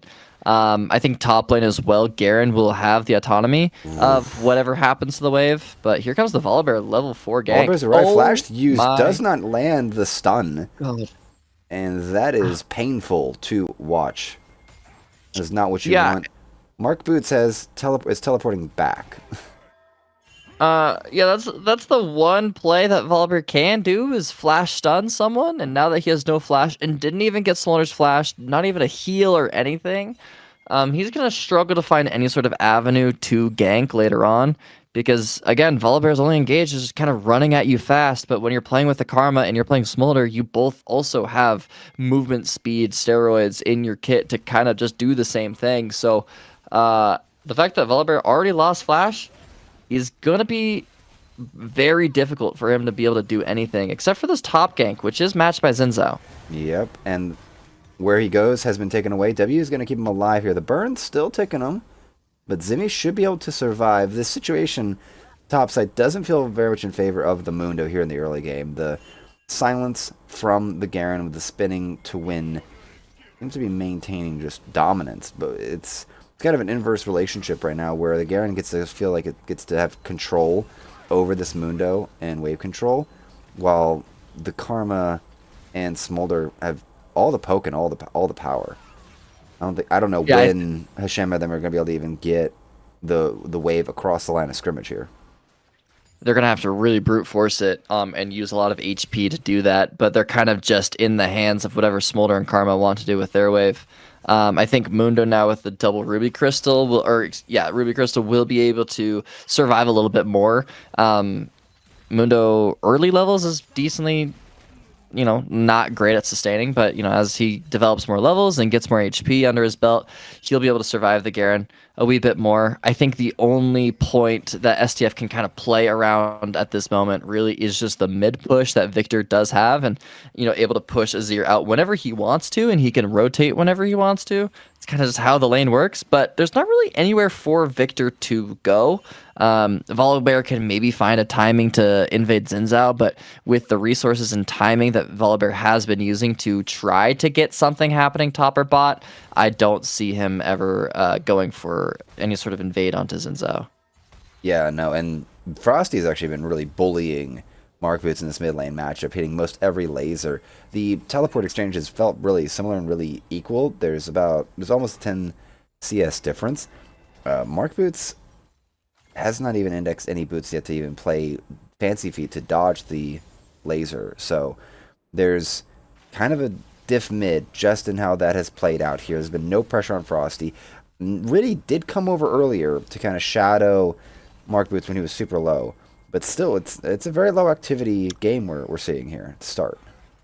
Yeah, the moment now is that the ult for Azir being online, Victor being an immobile mage, he can be alley-ooped at any moment. Any Azir ult, whenever it's off cooldown, should be either a flash or a kill onto Victor if it's paired with Xin Zhao at the right timing. If Mark Boots is like really coordinating it well, he can tell Riddy, like, if he wants to say, all right, Riddy, in about a minute 20, let's look for a mid gank. And in that time, I'm going to try and burn Victor's flash by trying to shuffle him, and then burn the flash, and then on my next ult, we can try to kill. But actually, the first engagement is towards Xin Zhao's red. Yep, and Shield is going to come down onto Reborn. He's going to get that advantage here. Xin Zhao cut down to half health, but those extra 3 hits is giving him the health. He's getting pushed out. Ult is sent out. Does not knock back Reborn. The Garen has arrived, but he's going to bully. Oh, and now Mark Boots has arrived here. The ultimate dropped in from Volibear. He's going to survive. Super heal applied for the Mundo, but he might have overextended. They're going to focus him down. First blood goes over to Blackmon with the execution. Bot lane still doing their own trade, but bot lane very unaware of this big fight going on topside. That is a 1-for-0, and STF have control of topside and take the red buff. Really interesting engagement. I think Mark Boots used his ult on Victor. Victor was doing a good job of matching wherever Azir was going, and so was Garen. The thing about Volibear is if he can get into melee range with someone, he will just eat them up. Not a lot of melee champions can 1v1 him, especially with blasting wands available. But I thought that once Volibear went under the tower, he was going to die because Azir could just shuffle him back into the tower, and he was way overextended, but I think he might have used on Victor while he was getting traded on. A really weird assortment of just spells and fights, but Xin Zhao wants more blood. Yep, they're coming in to counter invade. Help Ma comes in to apply some pressure around this red buff. Fight's going to be teetering out. Red buff is taken by Riddy, so at least equalizing that exchange of camps from the earlier fight. And Frosty getting a little bit of pressure here. Mark Boots kind of giving up mid-prio to at least poke through, make sure that Riddy's got full control around the Raptor camp. And we're going to go back to neutralizing, but I'm going to look topside here. Black Venom is deep into enemy territory. I believe he's trying to proxy farm between the tier 2 and tier 3 turrets. This is a very ballsy play out of Venom. I mean, there's no punishment for him to do it. He has Tiamat, and he's level 8, so he has enough points in his E where he can just one-shot waves. And he knows that Riddy's bot side, all of his bot camps are up, and he was just really seen invading bot side. There's no reason for Zinzao to go top and try to counter it. If he does, he's going to lose out on a lot of time and camp timers, and it just makes his tempo really bad. So a really easy way for him to get some super tempo. He gets a free recall for himself just in time for Volibear to also have grubs. It locks Mundo in lane, so Mundo can't move anywhere for that grub take as well. Riddy, interestingly, I'm confused. He hasn't done anything ever since that red buff and Raptor invade. He hasn't even taken his wolves. He didn't take his grub. He moves all the way up to Krugs. When after that invade, he probably should have just tried to take Dragon. I mean, yeah, Smolder was kind of low mana, but some weird coordination, no cross map for those Krugs, or for the grubs. And so STF are in a really fine situation with the way that scaling has been going. I mean, no breaking points just yet, Church, but so far so good. Feels like some really interesting decision-making, really, or really poor decision-making out of Riddy here for just ignoring those two bot-side camps, or even not even trying to index the gamble to take the first Drake, and really trying to help out the Mundo topside against this Garen. I understand the whole, like, it's a problem if he's roaming free and able to farm between turrets and get the super tempo, but if the Mundo is still allowed to super scale, that's still a boon for the side of TRT. So it's, I guess the bigger issue is if Riddy feels like he needs to go up into his top camps to secure him before he goes and takes his bots because he's concerned that Black Venom's going to come through and steal all of his camps. So I guess that's the might be the mindset, but that still feels like a back foot play and not a proactive, you know, aggressive looking for the winning move play. Jink's going to get rooted here. Not much more. The Dragon's going to get secured by STF. So this confluence, of decisions on the side of Riddy has garnered Seal Team Flip a Dragon. Yeah, I think you hit the nail right on the head there. It's just a lack of proactivity from Riddy. I don't think he really was looking. He didn't have any foresight into these plays. Didn't think about, the Krug respawn, or just saying, okay, yeah, I spent my tempo coin on getting these Raptors in red, and now what can I do with it? I think they're going in here. Bubster's got his hubris. They're going to start throwing in some damage. I think the Smolder wants to fight. Help Mom comes through. It doesn't even clear the wave, so they healed in. Autumn healed to go in for that fight. The sneeze bubble is going to hit Ashen. Reborn has arrived, but they're just going to walk away. Zap hits. Okay, so there's a bunch of nothing going on here. There's a lot of bait and switch. That's why I wasn't really like throwing is like they can't really kill unless the Jinx and Braum fully engage. But even then, it's kind of just like neither AD carry is strong enough to kill at that point. They need a lot of time and a lot of DPS to try to get something going. So just back to farming for both of them. Ready back to starting from top to bot, but slowly bleeding out from TRT. They've lost both objectives, but I do think that they scale better, in my opinion. Just this Volibear, to me, just kind of doesn't do anything later. But he is accelerating the game decently well. I'm very impressed with what he has done. A lot of proactivity and communicating with what he can do on the map from his mid and top push. But there's only so much he really can do. I'm really interested to see when does Riddy start to be proactive. He literally hasn't really looked at a lane at all. Azir hasn't used his ult aggressively, which is an angle or a timer that they could be abusing on Victor. Try to burn his flash before this dragon comes up. Now is kind of that time to do it. If you used the ult now on Azir, you'll have the ult back up by the next dragon, which is in 2.5 minutes. But Victor won't have flash back up. It's those mini timers that you want to go for to set yourself up for the next objective. But I don't even know if they're thinking that far ahead. So it's unlikely, considering this is the second game for all teams in the league. So coordination's probably not 100% just yet for STF, let alone for TRT.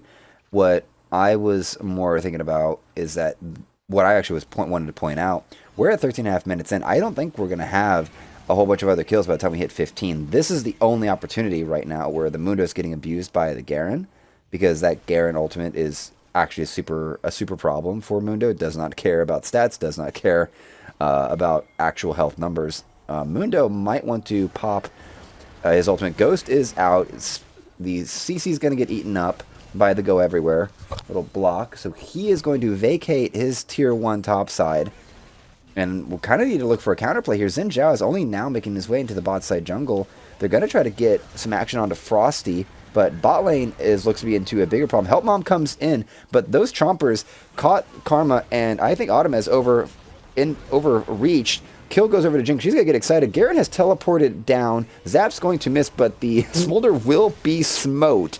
And now we have another fight mid lane. The victor will be taken, swept, destroyed. Mark Boots on the board, getting some revenge. But this Xin Zhao, I think really wants a little bit extra. Reborn will be skewered. And Super Mega Death Rock comes in, gets face tanked. That's a big old wraparound there. I'm not sure who actually won out on that one. Everyone but no one. I think Black Venom honestly is the one that won the most, as he was able to get a kill and also top tower with the way that they pushed out Mundo.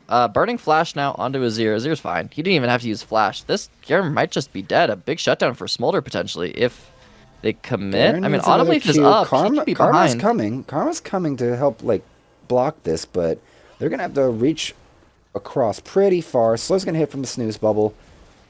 Braum has arrived. This is getting... Oh, No way, man. He's getting out. Garen is getting out. This is a lot of wasted time. This is a lot of wasted farming. Well, I guess Braum's dead. Xin Zhao's going to get something or give it over to Bubster. So Bug Splat is his namesake right now.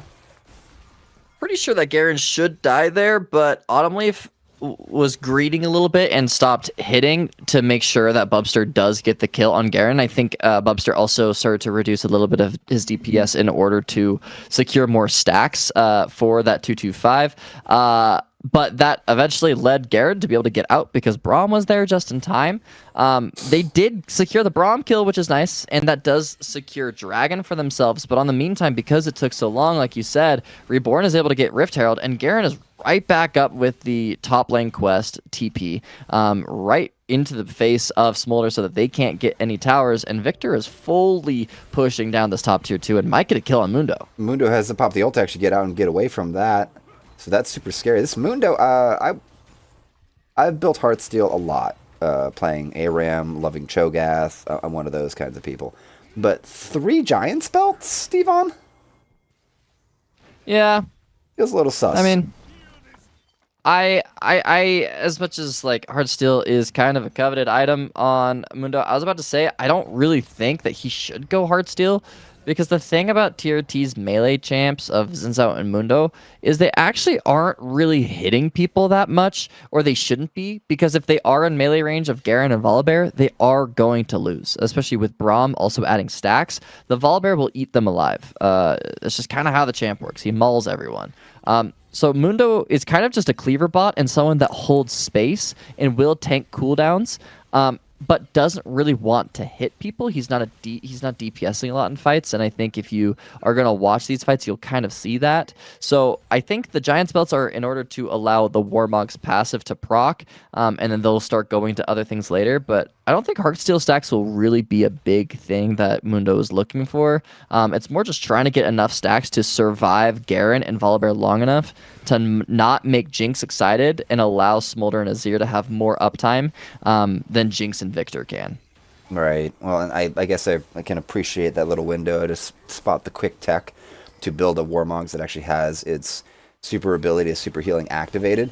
The problem is that I'm not sure. Okay, Autumn Leaf might be in a little bit of trouble there. A lot of damage sent out by Hashem on this Jinx. And Azir's gotten poked on a lot. Oh, he's dead. Oh, that's so close there. The Nanostorm does not finish it off. But that was close. Garen trying to get some damage onto this turret, but he's going to actually take some shots. Doesn't really get the tag. And Rift Herald's going to be used to bot side. So my thing, though, I wanted to finish off since last we got through that sequence was that Warmogs being... It feels like he's focusing on staying alive in the lane, because Warmogs isn't really like a team fight item. It's more of like I go get poked down, I can regen up, maybe we can reposition on an objective maybe, but it's not an in the team fighting item. So I kind of debate if TRT are setting themselves up to like kind of leave this Mundo on an island to just super scale up, and they just are gonna look for skirmishes more, or just believe they're gonna outscale STF as long as they don't lose too much. Right now, STF has like a 2.7k gold lead, so it's not insurmountable, but it's, I don't know. The Warmogs makes me question the overall mindset of Think Rev Think right now as a team and what their goals are as this game progresses. I think it's fine. A giant HP bar makes it more difficult to kill. You know, Jinx doesn't really like fat HP bars. I mean, it'll take her a lot more auto attacks to kill him. So I don't think it's really going to be that big of an issue. And it's kind of semantics of whether or not that's best in slot. I think the biggest thing that we are noticing though is TRT's lack of just any presence on the map. They are continuing to not do anything. And yeah, they don't really have a go button per se on their comp, but Riddy needs to kind of be more active on the map. There's a lot of side lanes just bleeding, and so is mid lane. They're almost at 25 plates to TRT's 5. They haven't been able to push anything in. And the reason that they aren't is because Reborn is overloading sides with these strong solo lanes that Victor and Garen are, especially this Garen. The jungler is finishing camps and then overloading side, which is what we're skipping in terms of Riddy. Riddy is just kind of farming camps, recalling, and then waiting, not doing anything, or just responding. TRT haven't found any sort of proactivity to find a play, and it's going to lead like to a panic STF play here right now. We're play. just going to get jumped on. Help Mom comes on in. Volibear's going to jump on, but he's going to die here. Bubster with the kill, and Mark Boots gets up by the skin of his teeth, and now the Mundo is here, and he is here for a fight, but he might have oversold what he was able to do. Smolder, big crit across Riddy, and that's going to be Autumn Leaf going down. Mark Boots has teleported back in, looking for a fight, looking for an opportunity. These lasers from Victor are still tickling Smolder. I'm not sure if you want to chase them down. Garen is still top, keeping the pressure going. Quick little fight. And the teleport's going to be used by Frosty to keep this turret, this mid lane turret, alive. I'm not sure if Mark Boots is prepared for this little flank. This may not be a situation that Mark Boots can get himself out of. He is going into enemy territory. Teleport was used to try to push that, to get back into that fight and push that lane, but the blast cone is going to give the alley-oop for Frosty to dunk on Mark Boots. Zimmy nowhere near protecting this top lane. Garen taking down the tier 2 and then teleporting here for the fight. Mark Boots is down. They have to jump in now to try to get an advantage, but I don't think Riddy's good for the fight, and I don't think Zimmy's going to get out of it. The slow in from the Smolder, but I think he's going to get killed by this Garen. Yeah, that presence that you talked about before, TRT aren't able to stay on the map. Well, they're just like randomly doing things on the map. Mark Boots really overextended while the rest of his team is trying to get tempo for this dragon. And the rest, I mean, the team here, we see the 3 core of Riddy, Mark Boots, and Bubster all ready for that play. Or excuse me, Riddy, Bubster, and Autumn Leaf all ready for the dragon. They reset, they got their items from that winning fight, and now they're back on map. But Zimmy, kind of in no man's land, has the TP from the quest if he needed to, but he needed to cover top and then match the TP of Garen. But it all fell apart when Mark Boots just greeted for a mid-tier 2 and got TP'd by Frosty. I think he just felt really secure that there was no one left on map to kill him, and obviously that Victor TP, it was well done, but it's also just unnecessary play from Mark Boots, is extending his tempo past what his team is doing. It's little mistakes like that that could easily lose you the game. I mean, a lot of turrets being chipped away from this Garen, who's now 2.5k up on the Mundo. 2 items now. Smolder's 3 items. This Smolder is huge and kind of the saving grace of TRT's comp. It's just they aren't playing in any proactive way to set themselves up for a successful play, or a play in general. It just seems that they're reacting. Yeah, that's at least for that fight we saw at the Raptor camp. That would look like Riddy was just kind of scampering around trying to figure out what to do, and Reborn was like, no, we fight now. And then the cascading effect from that has kind of left STF in charge of the rest of the map. It did not take a Baron to really affect where the waves are positioned and who has control of the map. I think we're about to have another round of trouble here if we get this screen out of the way. Emperor's Divide trying to actually get some space here. Help Mom has arrived here. Bubster going to try to do the best he can. He's going to be able to execute the Volibear, but he's going to try to face off, and the Jinx is going to get executed. 2 kills for the Smolder, just doing the best he can. He's going to be able to secure it, but I don't know if they're ready for this Garen. Black Venom has arrived, and he's ready to clean up the fight. Really, not much to be done. Jumps on to the Victor, but cannot get the kill. The execution comes down, and now the spin to win. Autumn, your leaves will be shredded. And the best Zimmy can do is get a turret plate on this mid-tier 1. I just realized this now. TRT hasn't taken a turret yet. TRT did get a lot of gold. I mean, that's a 4-for-3 play overall.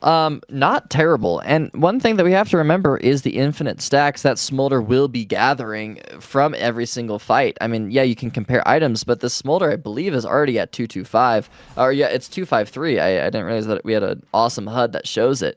So he is really strong right now. He went the lethality build, so he'll be able to survive a little bit harder than normally if he was going crit. Jinx, though, hitting 3 items. This is where Jinx is terrifying. He wants to fight right now.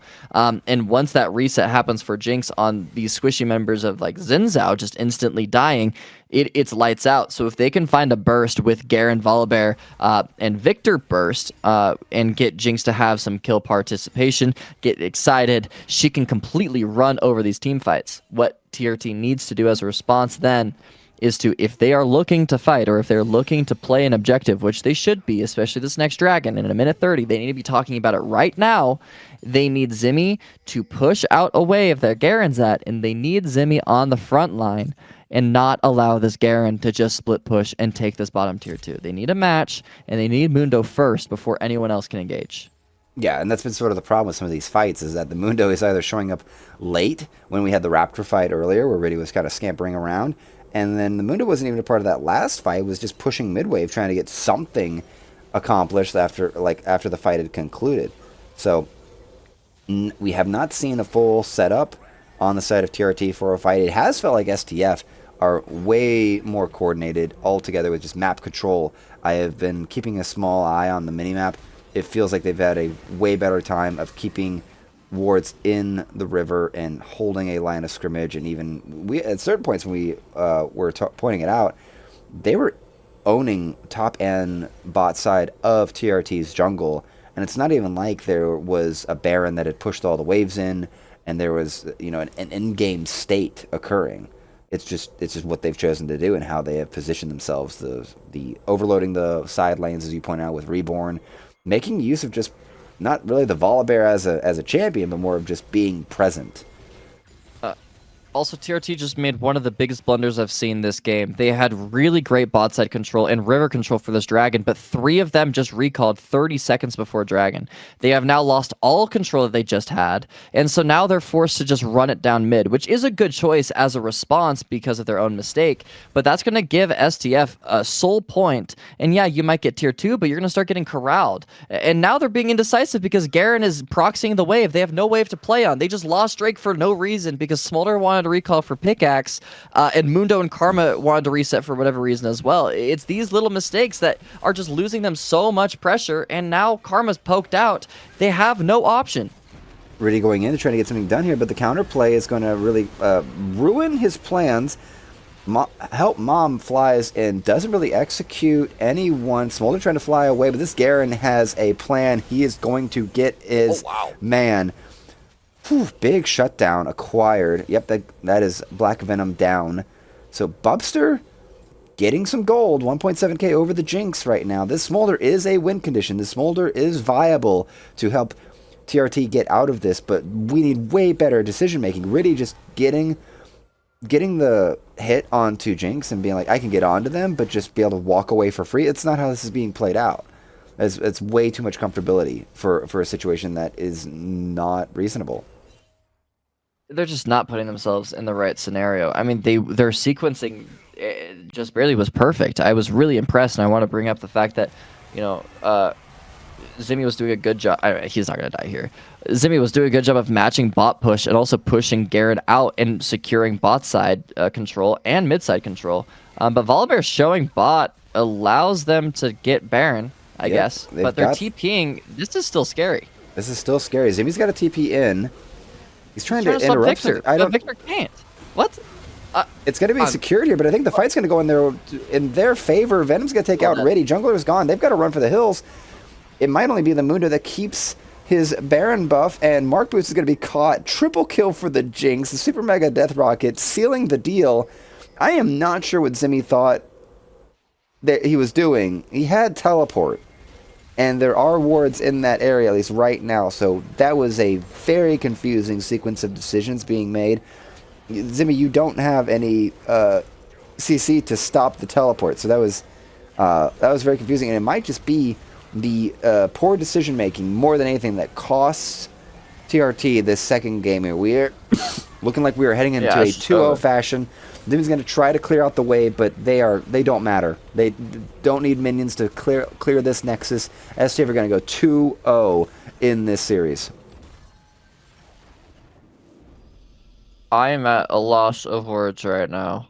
That it was just mistake after mistake of what should have been a really easy win for Red Side. I mean, they consistently were in a comfortable position, but didn't ever think about what the other team could do.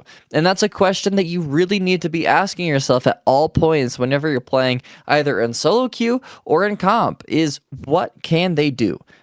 If you're feeling comfortable and face for blue team's comp, right? For SEAL team or for STF, you're playing against scaling. So what do you do against scaling? You push the map, you start making plays, you force the enemy team to make mistakes. So as the scaling team, your response should be, okay, how do I prevent that from happening? How do I set myself in a position to maintain safety on the map? And that looks like warding, tracking the jungler, understanding where they could make plays, talking about timers, because this game kind of plays like chess, where you make a move, then it gives them a time to make a move. Things like that. But instead, Think just kind of rolled over and died. The couple times that they did try to make a play were very disjointed and not fully thought through, and just ended up losing them the game, especially on that Baron. This is kind of where I start to question or wonder, think who is sort of their shot caller inside of the team, because I don't actually have any notes on that. I might have missed that in my research. But the decision making, if we're going to point a finger really at anyone in a way, it feels like Reki was the engage option, the only real engage option, unless if Zimmy was going to stand up and just walk at them. There wasn't really anything else kind of coming out of it. And frankly, looking at these damage numbers, Bubstar on the Smolder was doing his job as best he could. The overplays from Riddy, especially around the Jinx on that tier 2, through any opportunity that Smolder had to have the space to work with it. Zimmy was not really ever synced up with the team, and this Azir almost got their damage eclipsed by their jungler or even their bot laner. 12k on an Azir is kind of not an acceptable number for what is a hyperscaling champion. So really, really a poor showing here on the side of Think for their game 2. I'm really hoping we at least get like a 2-1.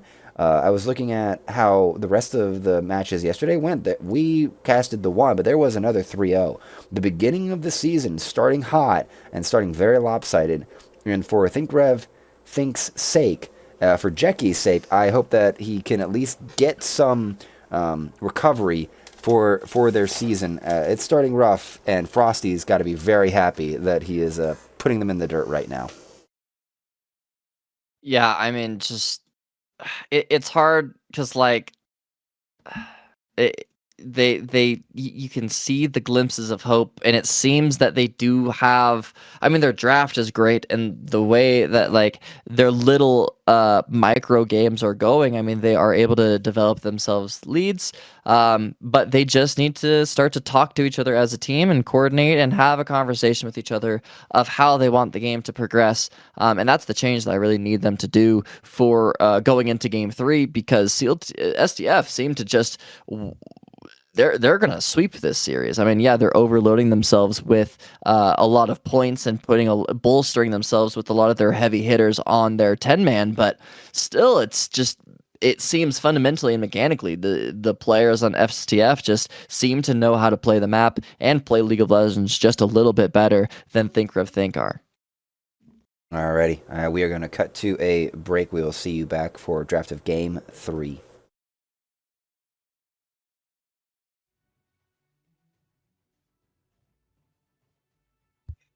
All right, you're clear. Awesome. I don't know if you'd noticed it, Tvan or Ultro, but this is for Ultro.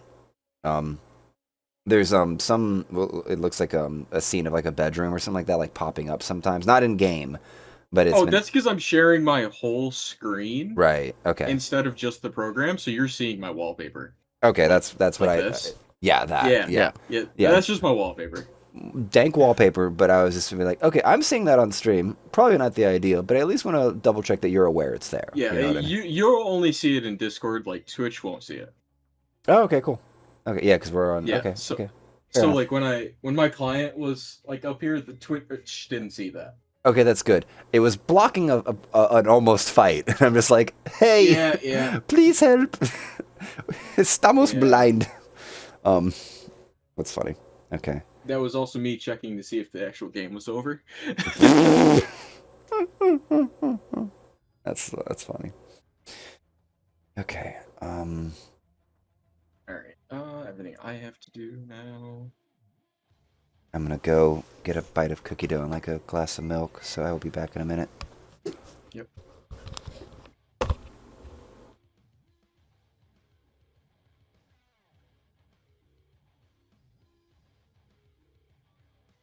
Ooh, good too.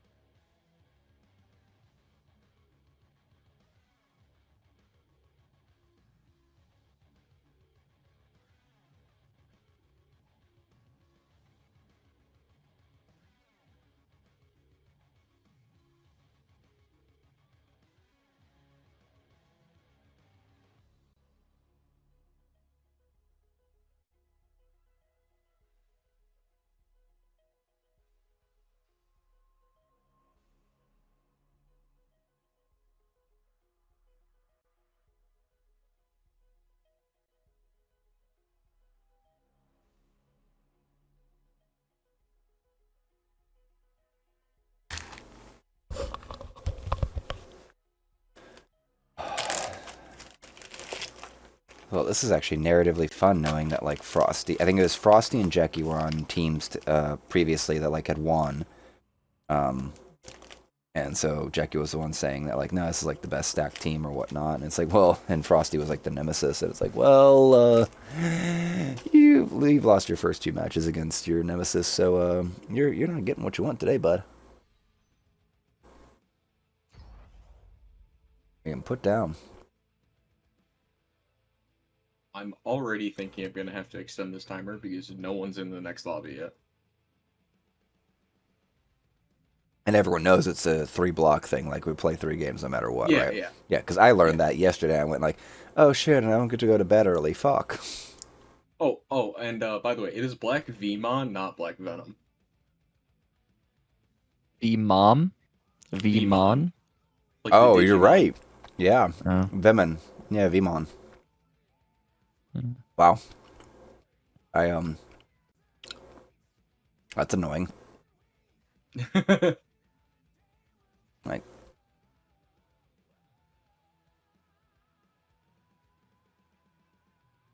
is Vmon a Pokemon or something? Like, It's a Digimon. okay. I don't know if that's where he got the name from, but that's If how that everyone is, it's always says way it, more and that's what it acceptable. is. If it was a Pokemon, it'd be annoying, but since it's a Digimon, I'm like, actually, that's based. It's not even a real Digimon. Because there are black versions of some Digimon, but I don't think he's one of them.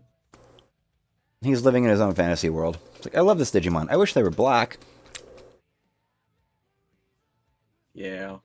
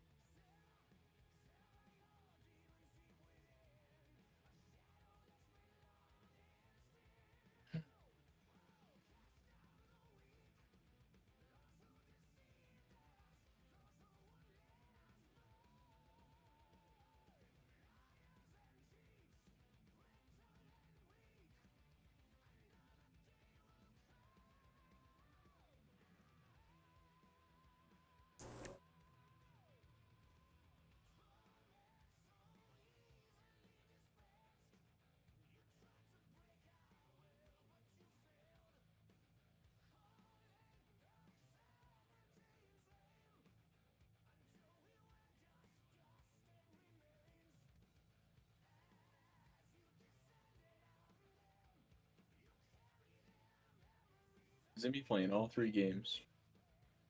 Breaking them in. Actually, wait. TRT's not making any changes to their roster. Yeah, no. They only made a change from game 1 to game 2. It's the exact same one from game 2 to game 3. Yeah. Makes me feel like they're running like a practice, like just a committed practice run or whatnot. Need to look at what are their. I mean, So Striker Jones could have been, and then they could just be getting like Zimmy. schedule gap too. Yeah. Well, as well, I was trying not to say it like on the stream, but Castle actually can't play on Sundays. So that's why he's not in. Right. He's not even listed over here on Think's side. Castle. I'm trying to remember who that even is. Do I have the right team? No, it's anyone can cook as Castle. So, it's probably Striker Jones. So Striker Jones is probably, which is Andy. Striker Jones is their top rated, is their other top laner, because they actually only have, I didn't do the math on it, but they only have 2 top laners. Yeah. Wow. Oh wow. They only have Zimmy and Striker Jones for top lane. Ooh, that's rough. Yeah. That is rough.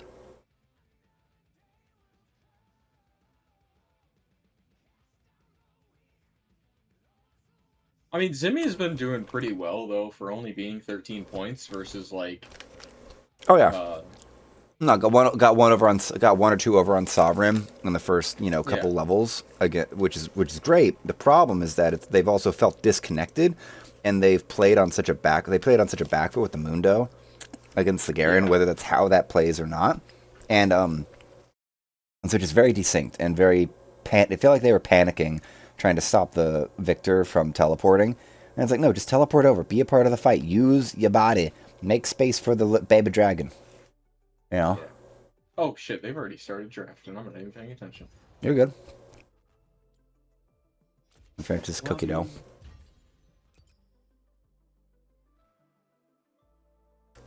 Okay. Tvan, you here? Yeah. All right, cool. Looks Then like they're maintaining sides as well. okay. So that actually saves me so much work.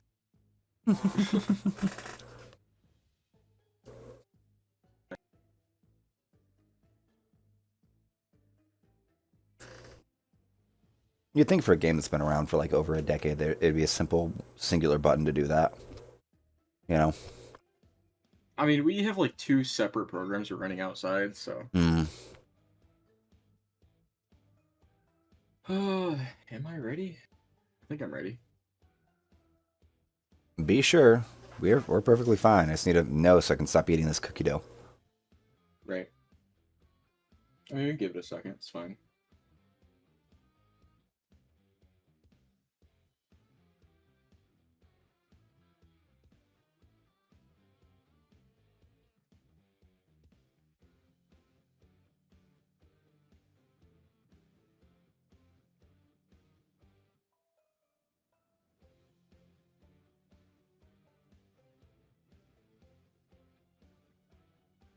Alright, yeah, I'm ready.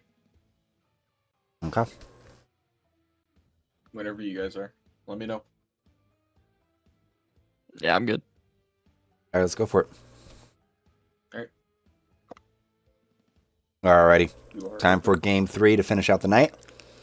We have had no changes on the side of Think. Zimmy, Riddy, Mark Boots, Bubster, and Autumn will finish out the night with us.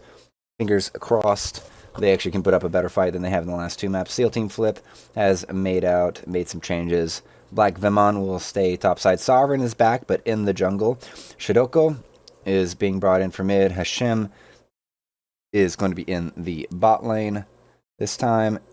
So returning, and then Ado in for Bug Splat. So mild rotations, but Think. This feels like their main roster, at least for tonight, is sticking together. And we already got our bans in. Lee Sin and Besta taken out by Think on their side, and Wukong and Kindred.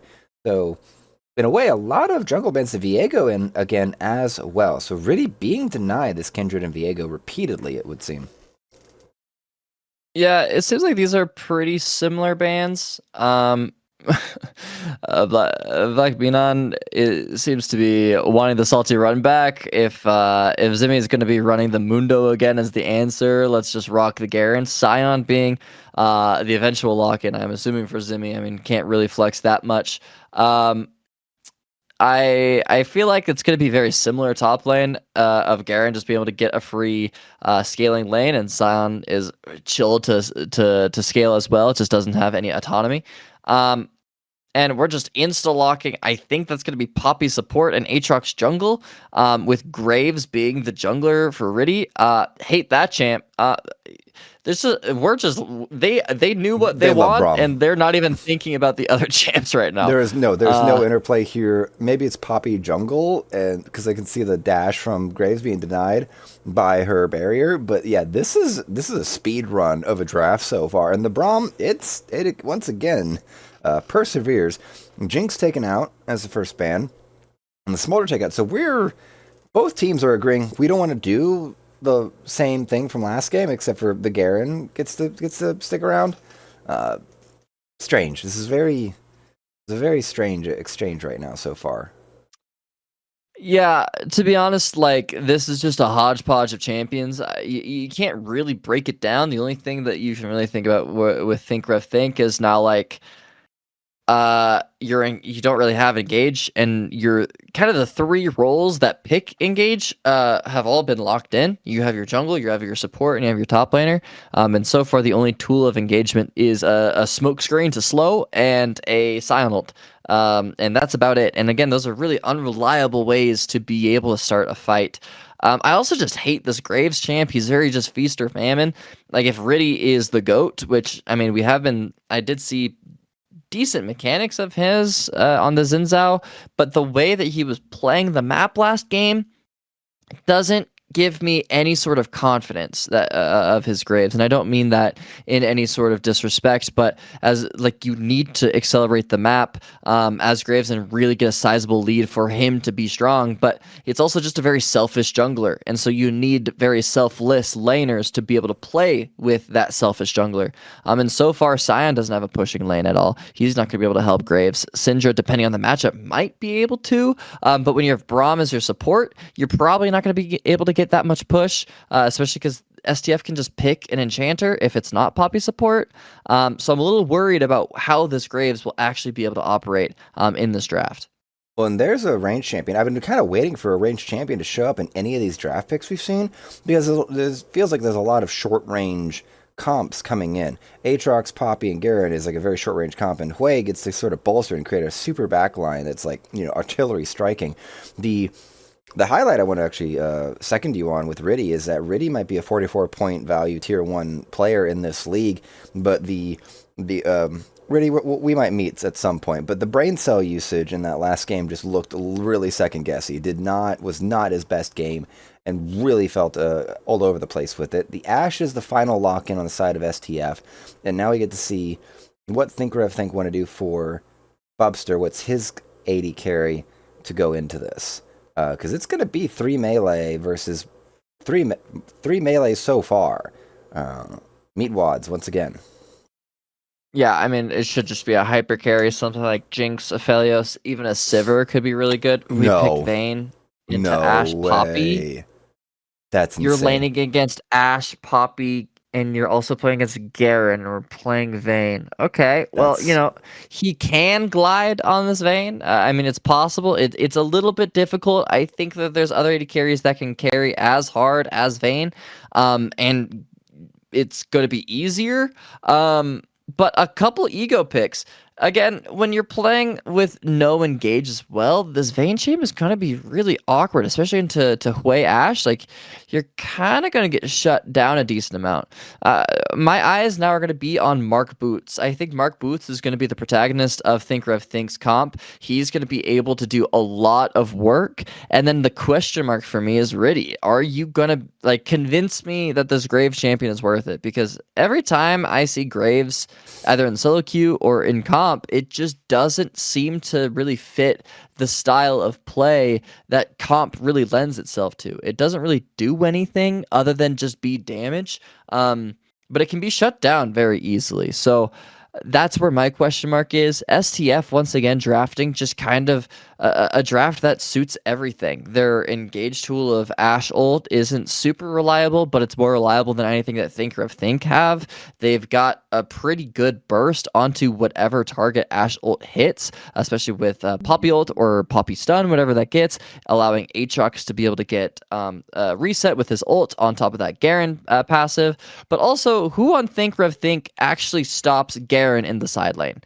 I don't think anyone. I think Garen can kind of just take over being on the side lane, just like what happened last game. So once again, or not once again, Thinker of Think has been drafting quite well, but this go around, it doesn't feel. I'm not feeling super confident in the champions that they're bringing to the table. Indeed. We'll see what happens here, because Zimmy's going to have to wave clear perpetually to deal with Black Venom. From here, we will see you on the Rift, ladies and gentlemen. You're clear. Thank you, sir. Hurt. I'm curious as to what's about to happen. We all are. Because Black Vmon just said in lobby chat, quoting Frosty, he's just a retard.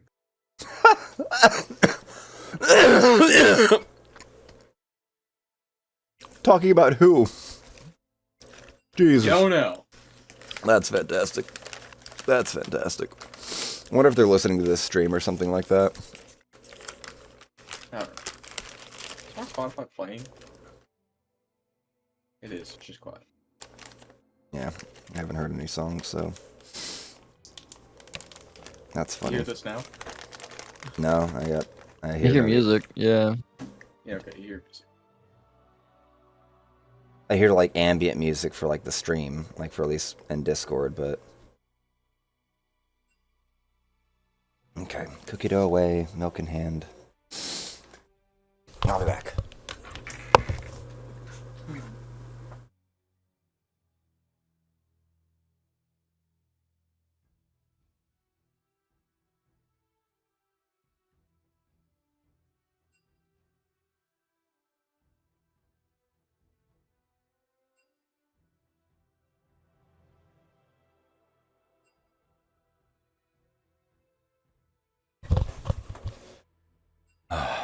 Well, Dude, they're spamming chat, bro. I'm so curious what they're saying. right? You can hear the ticks. What's going on in there? Y'all talking shit? I don't think I can angle this so you can see both the... Yeah, I mean, No, you're good. No, I'm no. If they're spamming chat, I'm actually that's way more interesting. Leaf is better than me. Actually, hang on. Oh, that's way already. Especially because I'm streaming to you guys in 30 frames. What a shit talk from Otto. Ridion Zinjao equals an easy 00020 minutes. There's no tier Dude. 4. I'm not gonna lie. I was trying not to say it, but like Riddy locking in Graves makes sense because he was the most or the least proactive jungler I've ever seen playing Xin Zhao, and then he locks in the champion that is infamous for just never doing anything. Of Graves, so him being a Graves player makes sense. I feel like Riddy's trying to justify not he's doing anything love. for 30 minutes because they have an Azir Smolder. Like, that doesn't matter.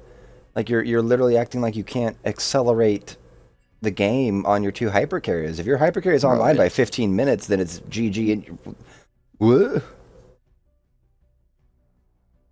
Prod R. I mean, he just Oh, okay. didn't do anything, and yeah, I No. don't know.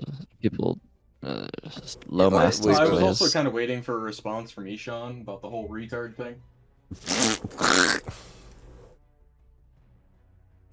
That's where I was very careful about giving like one cuss word inside of the end of that game or the other game. I was like, yep, no.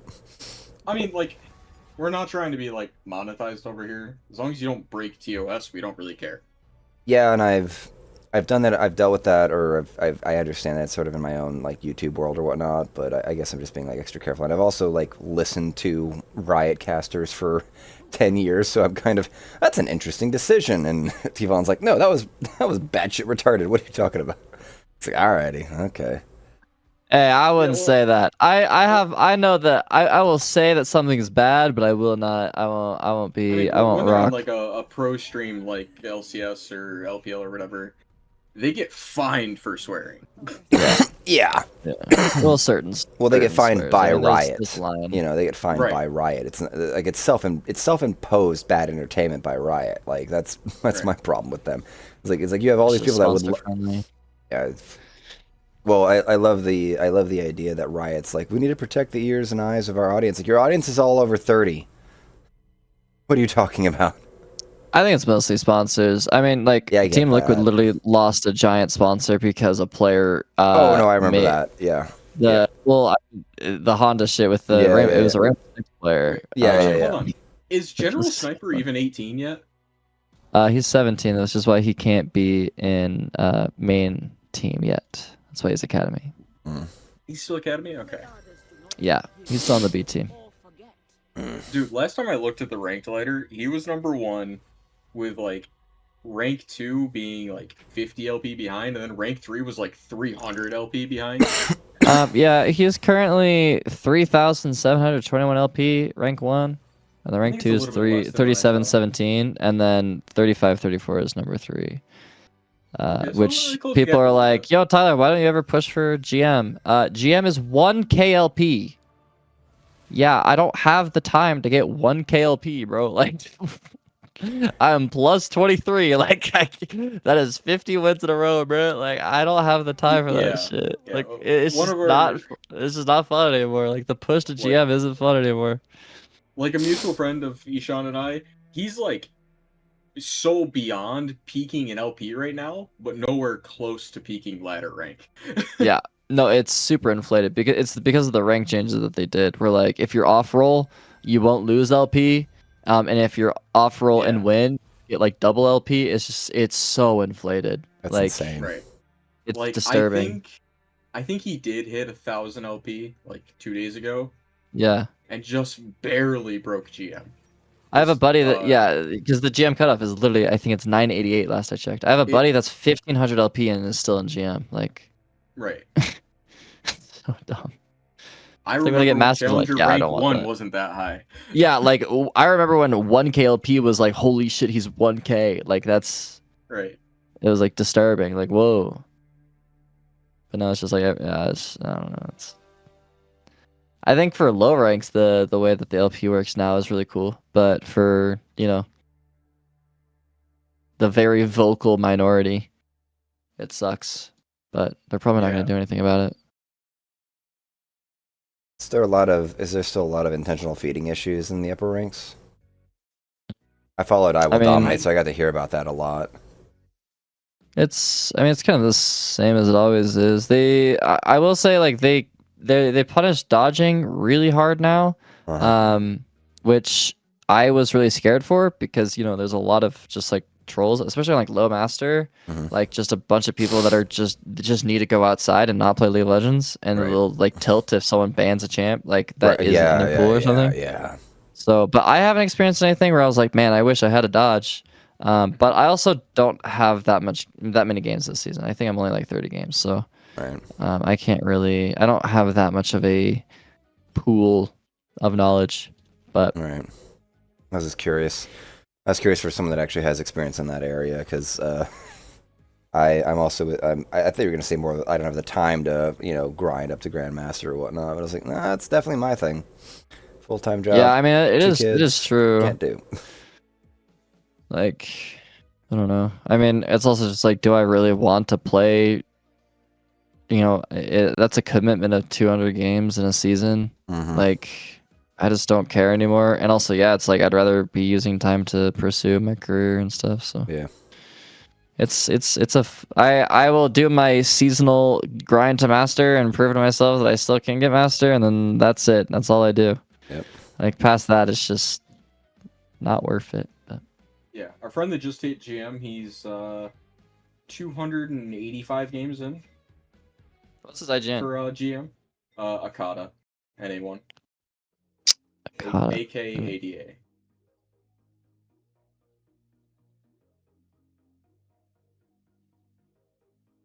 Oh wait, I'm a dumbass. Because that name sounds familiar.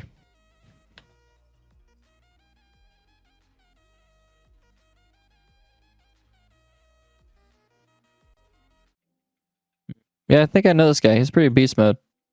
Yeah. I think he's in this server.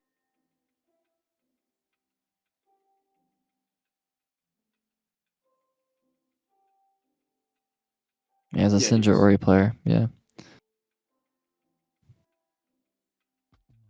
Yeah, I like control mage players.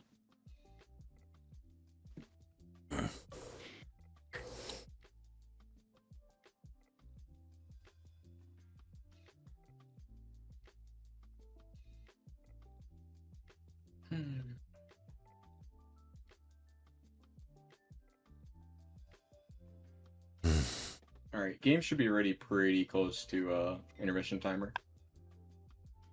Nice.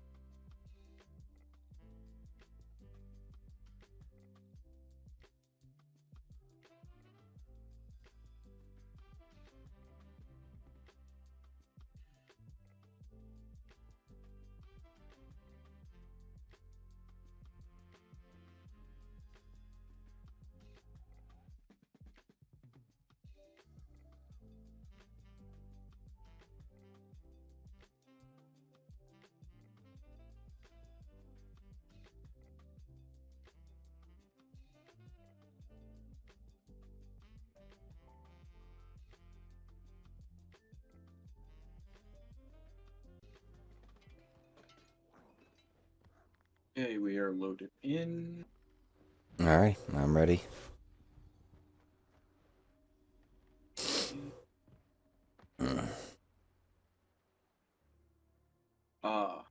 League broadcast is dying. What? Nope, we're good. We're good. League broadcast is one of the overlays we use. Okay. Okay. All right, are you guys ready? I'm ready. Yeah. All right. Sending you in. Alrighty. 5. Last game of the night. STF versus TRT. A little bit of dignity to be recovered here by Think Rev Think.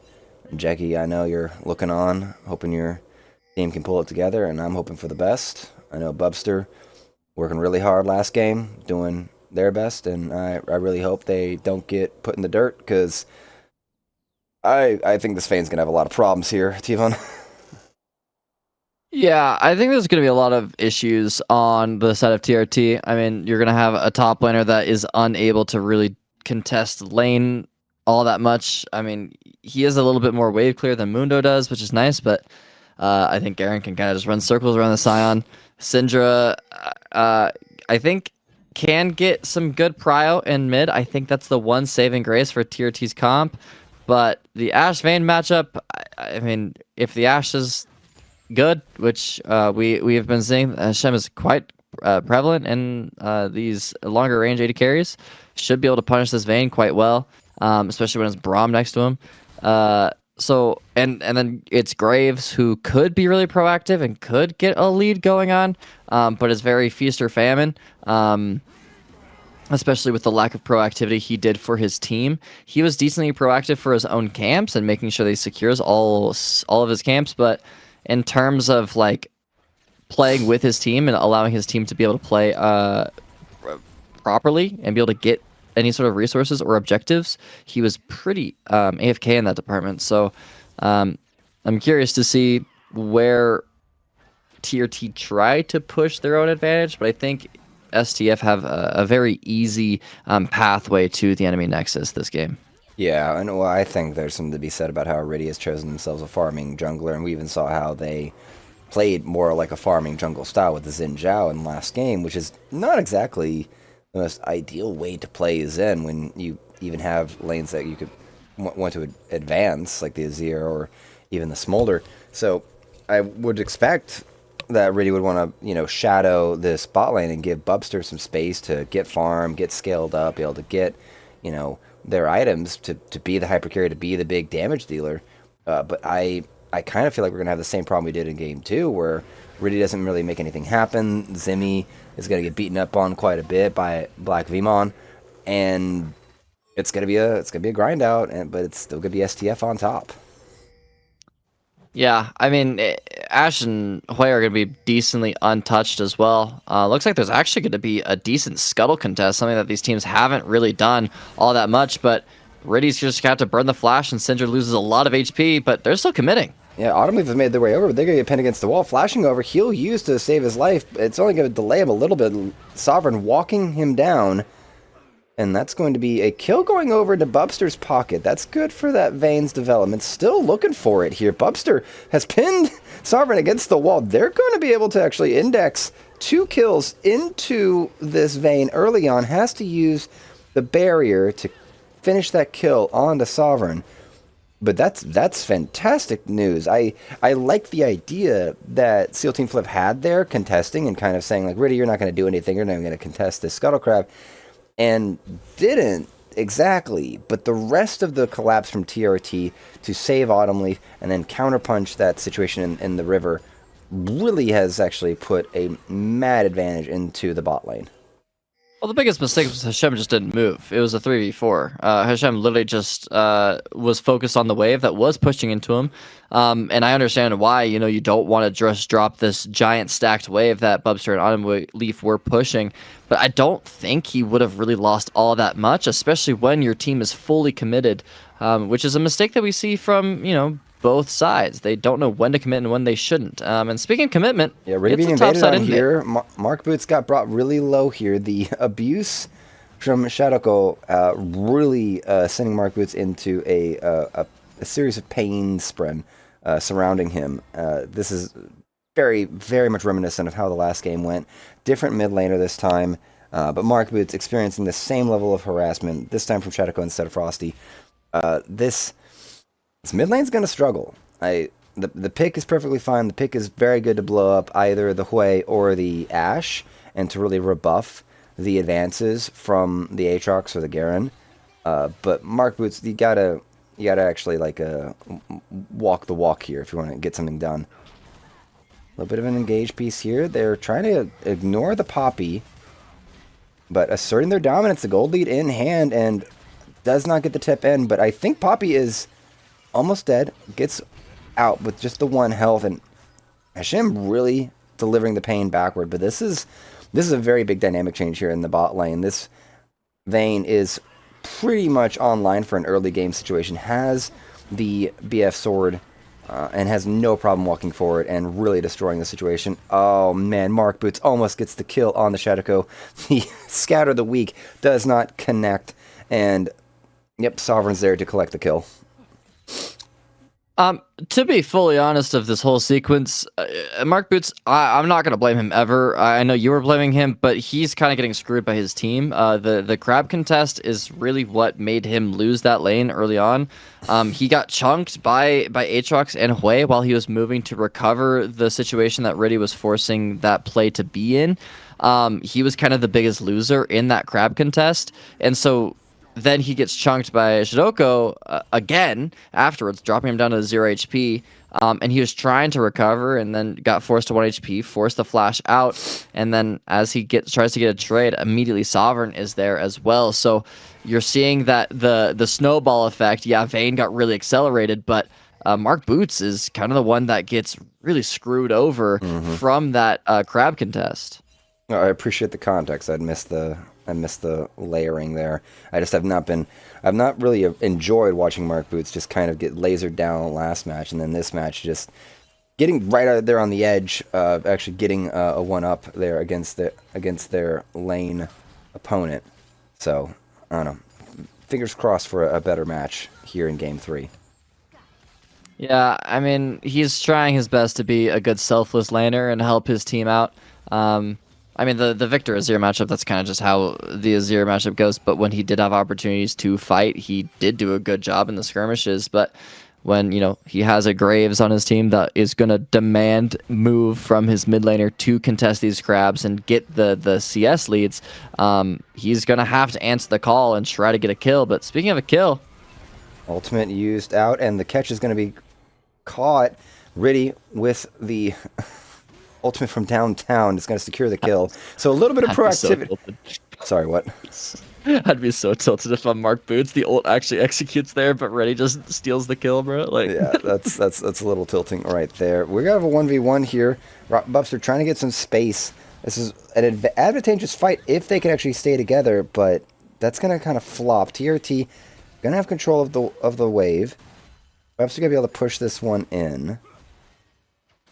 Vision control acquired. I don't know, It's just crashing the wave. I don't think they can really do anything other than get a dragon. I don't think they can really dive. Poppy actually does freeze the wave here, which allows them to... I mean, I don't actually think they should be freezing the wave there. I think they should just let it crash and take the wave, because Ashe and Poppy are too low to contest. And now they just have to reset on the freeze. They are able to come back and not lose all that much, especially with the cannon minion. But that allows TRT to get a dragon. And Riddy is pretty accelerated, even though Aatrox does finish his third clear first. Has a sizable CS lead from that earlier top invade, and I think it's going to develop even more as he continues to work the map. Mark Boots showing well for himself there. Getting a full spell combo, dodging out some of these sway spells. Not getting grasped or anything. So a little bit good. A good first 10 minutes here for TRT. They've got the kill lead.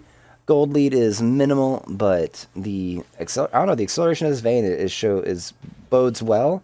And Mark Boots still holding themselves equal with Shadowco now.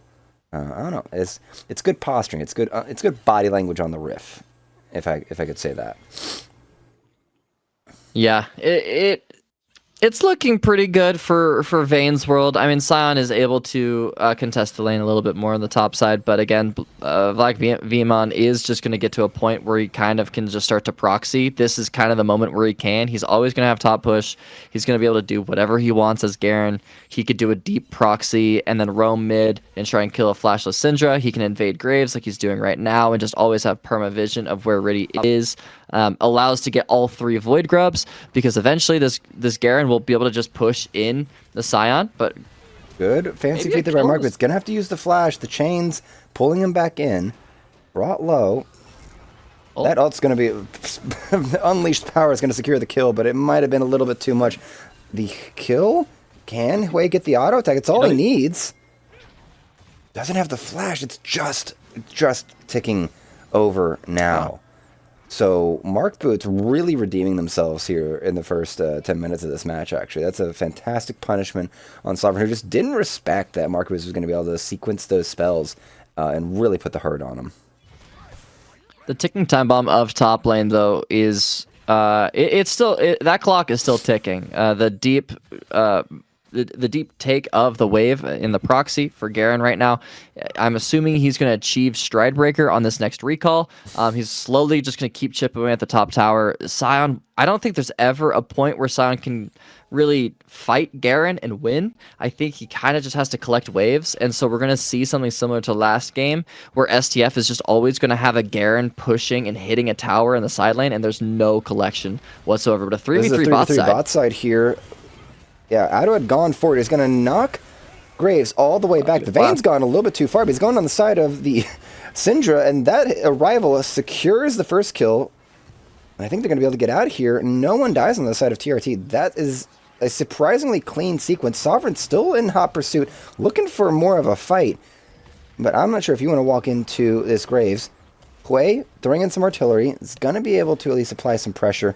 Sovereign, he does not know that there's extra damage being applied. Goes a little bit too far. The chains. Auto camera, I need you to stick with me here. There are low health champions over here in the bot lane.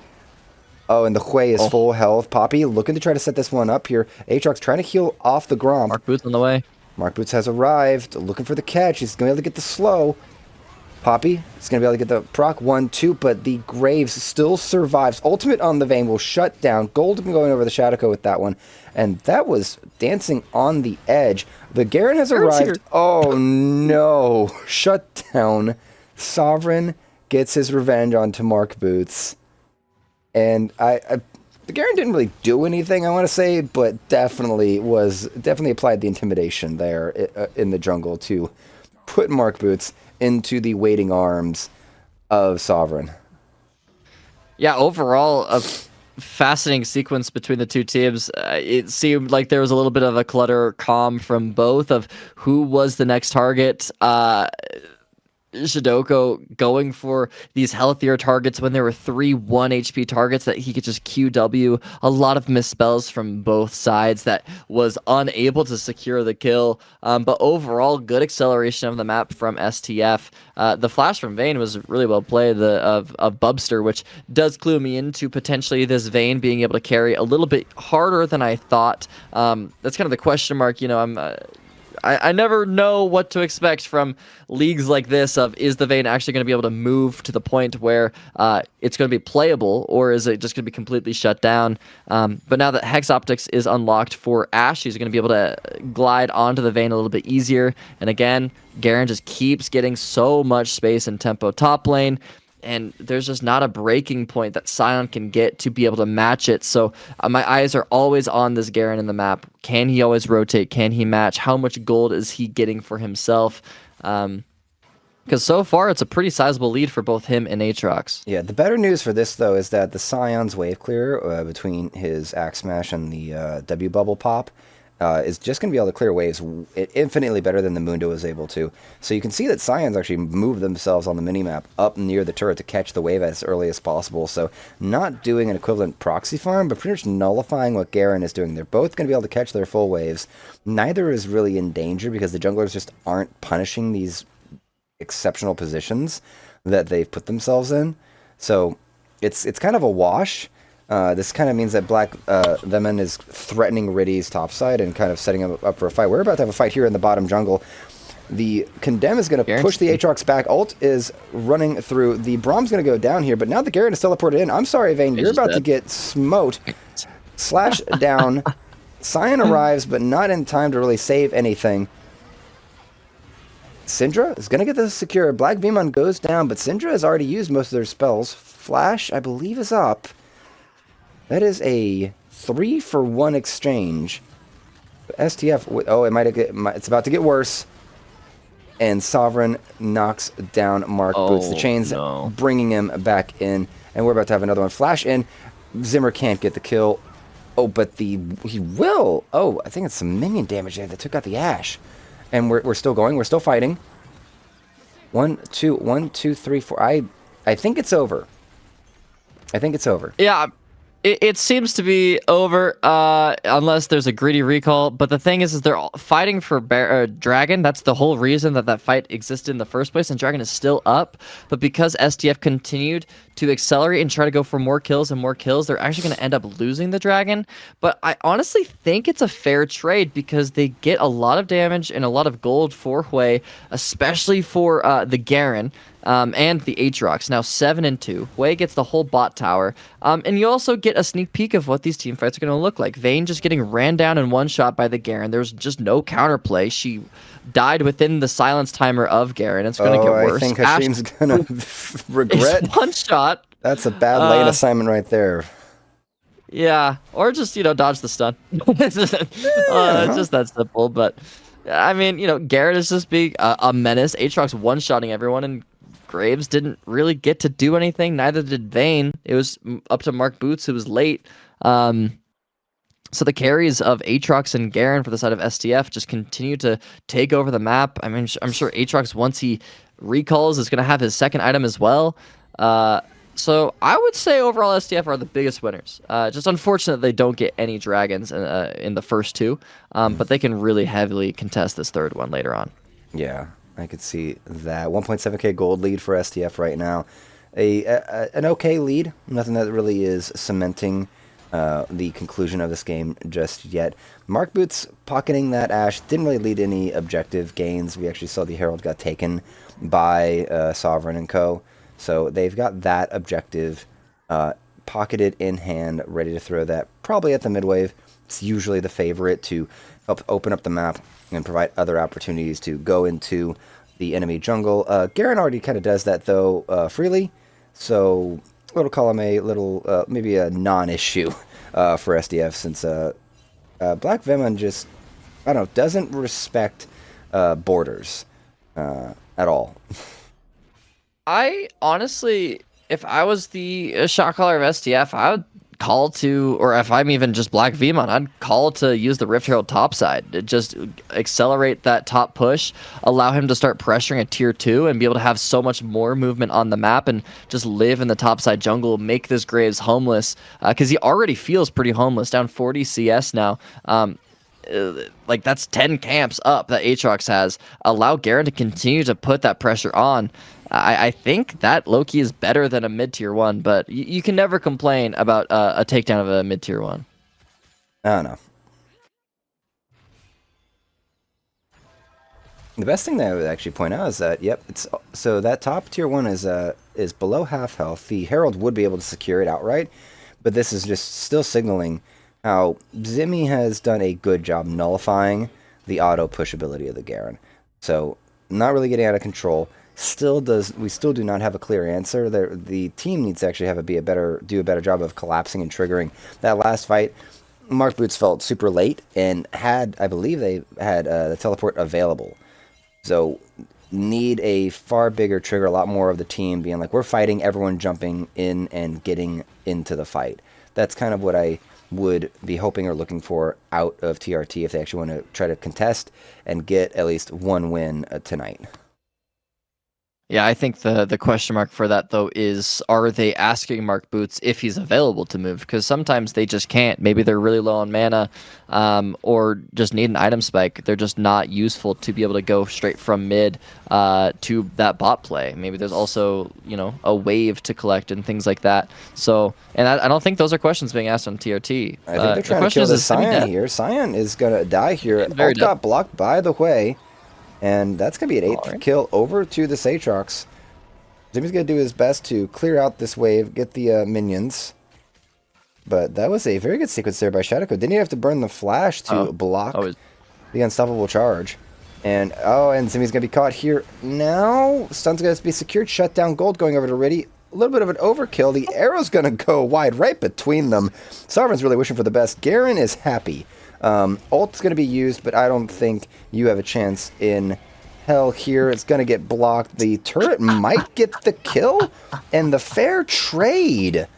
Well played by Bubster to keep that equalized and survive. Had to use everything, but both had to use all their summoners to actually make those kills happen. Now Sovereign stepping really forward here, trying to get the kill onto the Braum. We're going a little bit excessive. The Scion's arrived. I'm not sure what he's going to do. And Herald escape? I don't know if you're going to try to leave your Poppy out here all alone. So, okay. And Herald's... Bro, I love Garen. That's why I was laughing so much. I love Garen, bro. He's just... It's the same thing as Malphite, where, these just older champions where they kind of just, they do one thing and they do it really well and they look silly doing it. Like Garen getting the stun and just kind of standing still and autoing. He's just dead. Yeah, he's just dead. Standing still and autoing and then not even using his E, and then he autoed a tower and still got the kill and almost survived. It's awesome. And Braum's dead too. Yeah, why not? Oh, that's 2 quick kills. Kim Drake is up. Mark Boots is gonna have to flash the arrow. He still has his ult. There are options here, but there's no flash on either of these carries now. TRT, they needed to surrender this Drake and walk away. Sion shielding topside, not going to allow any rotations for flanks. And the Garen is pushing mid. I don't know if TRT are really evaluating this here. I don't like this contest. This is at not all. good. Sion burned his TP though to commit to it, but they don't have an access in. They can't do anything. They don't have a pull the trigger. They're waiting for Braum, but Hui is first. He has TP, and they're now going to engage, I think. but Dragon's just going to be gone. Yeah, Dragon's being taken down here. Poppy is super low, but I don't think it's going to matter. And I think TRT are finally getting the memo to just walk away, but it feels like 30 seconds too late. You don't have a way in. Your carries do not have flash to dodge away from any engage that would go onto them. Brahm's out in the middle of nowhere. And now we're going to push through here. We're going to try to get them going. Big stunt, double knock up here from the Scion. And we're moving forward here. Darkness has fallen, and this Vayne is going in here. Sovereign's going to try to do his best. You're going to get a very good knock up here. The Vayne has exploded. Garen has arrived, and they thought they had a way in, but the counter punch, the counter play from, well, it's been flipped. It has been flipped. Yeah, I mean, it's due to the fact that they kind of did the thing of, oh, the AD carry is always the prio target, so they use all of their CC and all of their cooldowns onto the Ashe, and this Ashe, peace and love, it doesn't really do anything in these fights. He's kind of just an ult bot. He doesn't really deal damage to Scion. The people that do deal damage are this 2-item Garen and this 3-item Aatrox. Yeah, production, if we can bring that damage from the fight back up, I want to look at that. With all of the CC down from Braum and from everyone, he kind of just killed everything and everyone, and he's going to take over as long as they continue to not focus him. They need to play front to back a little bit more. But I don't think they have the damage to. Well, and I think that's where this Graves is just as useless as the Ashe here. It doesn't seem like production can actually get it up, but I was looking at the damage output from just inside of that fight. The Aatrox is sitting at 5 or 7k damage, and that's a double knockup, and I think there goes Riddy. Ouchies. Yeah. Graves can do a lot. But all of the damage in that fight was done by the Garen and the Aatrox. The Ashe and the Poppy died early. Like, there was 300 damage done by that Ashe in that fight before they were exploded. So this team is entirely inside of this Aatrox that is so accelerated. This super thick Scion will go down. Ult's available. Might actually has walked it off. Now Ashe, trying to prove us wrong here, is going to get the kill. And Autumn Leaf that's their 6th death. Hell yeah. Good exchange. I appreciate that. I respect that out of Mark Boots. I'm saying worth in all chat. As Ashe just dive the turret, like killing myself to get the Syndra kill. I gotta respect it. Garen and Aatrox have completely taken over the game. Hui has silently also been taking over the game. He's been untouched. And again, this is where the issue lies of where is your engage? Oh, you don't have any. You know, that silent ult was good, but there's no follow-up behind it. Vayne isn't able to really access these fights because that silent ult was so far away and so disconnected from these short ranges of Graves' Vayne that nothing can really happen. And by the time that you do go into the range of the silent ult, it's a little too late, and STF has their counter punch of Aatrox and probably Garen flanking from the other side. That Garen that now has Lord Dominic's Regard, who will shred everyone. Graves can't deal damage to this Aatrox or Garen either because he built Collector's 2nd item, so he just doesn't really do anything to these high HP bars, and that's also an issue with Graves. Is it takes some items to get pumping damage, but the really big beefy health bars of Aatrox Garen, he can't really shred very well, nor can he survive the just damage output that Garen and Aatrox do. Sorry, that Aatrox just went back and bought a full Spear of Shojin. Out the gate, just fresh, no parts, literally, no pieces. Literally no parts. Yeah, there's nothing. That is insane. Aatrox 14.3k. Next up, Mark Boots, the Syndra, who has been farming 11. So a 3k difference, 3 of the 6k difference right now is on this Aatrox. So he's 5k up on Riddy, bro. That's 2 items. That's 2 items. Oh my Riddy God. is only doing better than the 2 supports right now in gold, and it's only by it's not too much. Yeah, they are. Think are going to need to really figure out how they want to get out of this. Autumn Leaf needs to hold themselves back a bit more. The Baron is being started, a little unsurprising, but I'm not sure if they have the damage for this. I'm really concerned for this Baron. I mean, they do have damage for it, but Aatrox doesn't really survive it at all. But this is kind of the window where TRT could get a good fight and get a good kill if Sovereign can get caught onto, but. So the Poppy ult actually gets a lot of time for the Baron, so they're able to just collect it and get out. All right. Well, so that'll secure that. Easy Baron take. That's probably the cleanest Baron take we've seen all weekend. Just holding space to Poppy, keeping everyone and knocking everyone all the way back there in the jungle while Garen's just threatening bot side. And I'm not really too big of a fan of the lane assignment because Mark Boots can get run down just as easily as the Vayne. I think we're about to see that. And Garen's respecting the situation. It looks like we're going to be contesting for this Kim Drake. And Garen, he's in, and the Graves is gone. I don't know if there's much else damage to be done here. The Vayne is caught in the middle of all this, and I'm sorry, it's all dead. They're all gone. The Scion's all that's left here. Mark Boot's going to show up late, but is not going to be able to really participate in this fight. The arrows are going to catch, and now Hashin just going berserk. Alrighty, now the scales have been tipped here. 8.9k gold lead. This turret is gone. Baron buff in hand. This is going to be an inhibitor, and then they're going to go back and get that Drake that we were talking about. Yeah, I think this is what they say in the business, a broken open game. STF have completely just taken over. I mean, with the longer revive times of Scion and Syndra, they low-key could push to end, especially with Braum Stagger. In that ace, I mean, they could, and Graves and Vayne are up, but I think they just get one shot. Enchanted Crystal Arrow will be up in about 20 seconds, but I think they just win. I think Garen's just alive, and that's all you need to know. Oh! And Sovereign maintaining their dominance. A 3-0 once again here. STF beat it out. The great rivalry between Frosty and Jackie will start with a loss on the side of Jackie's team. Think Rev Think are going to have to get back to the drawing board on how they want to play out these Sunday games. And Frosty gets to have the great taste of victory on the evening.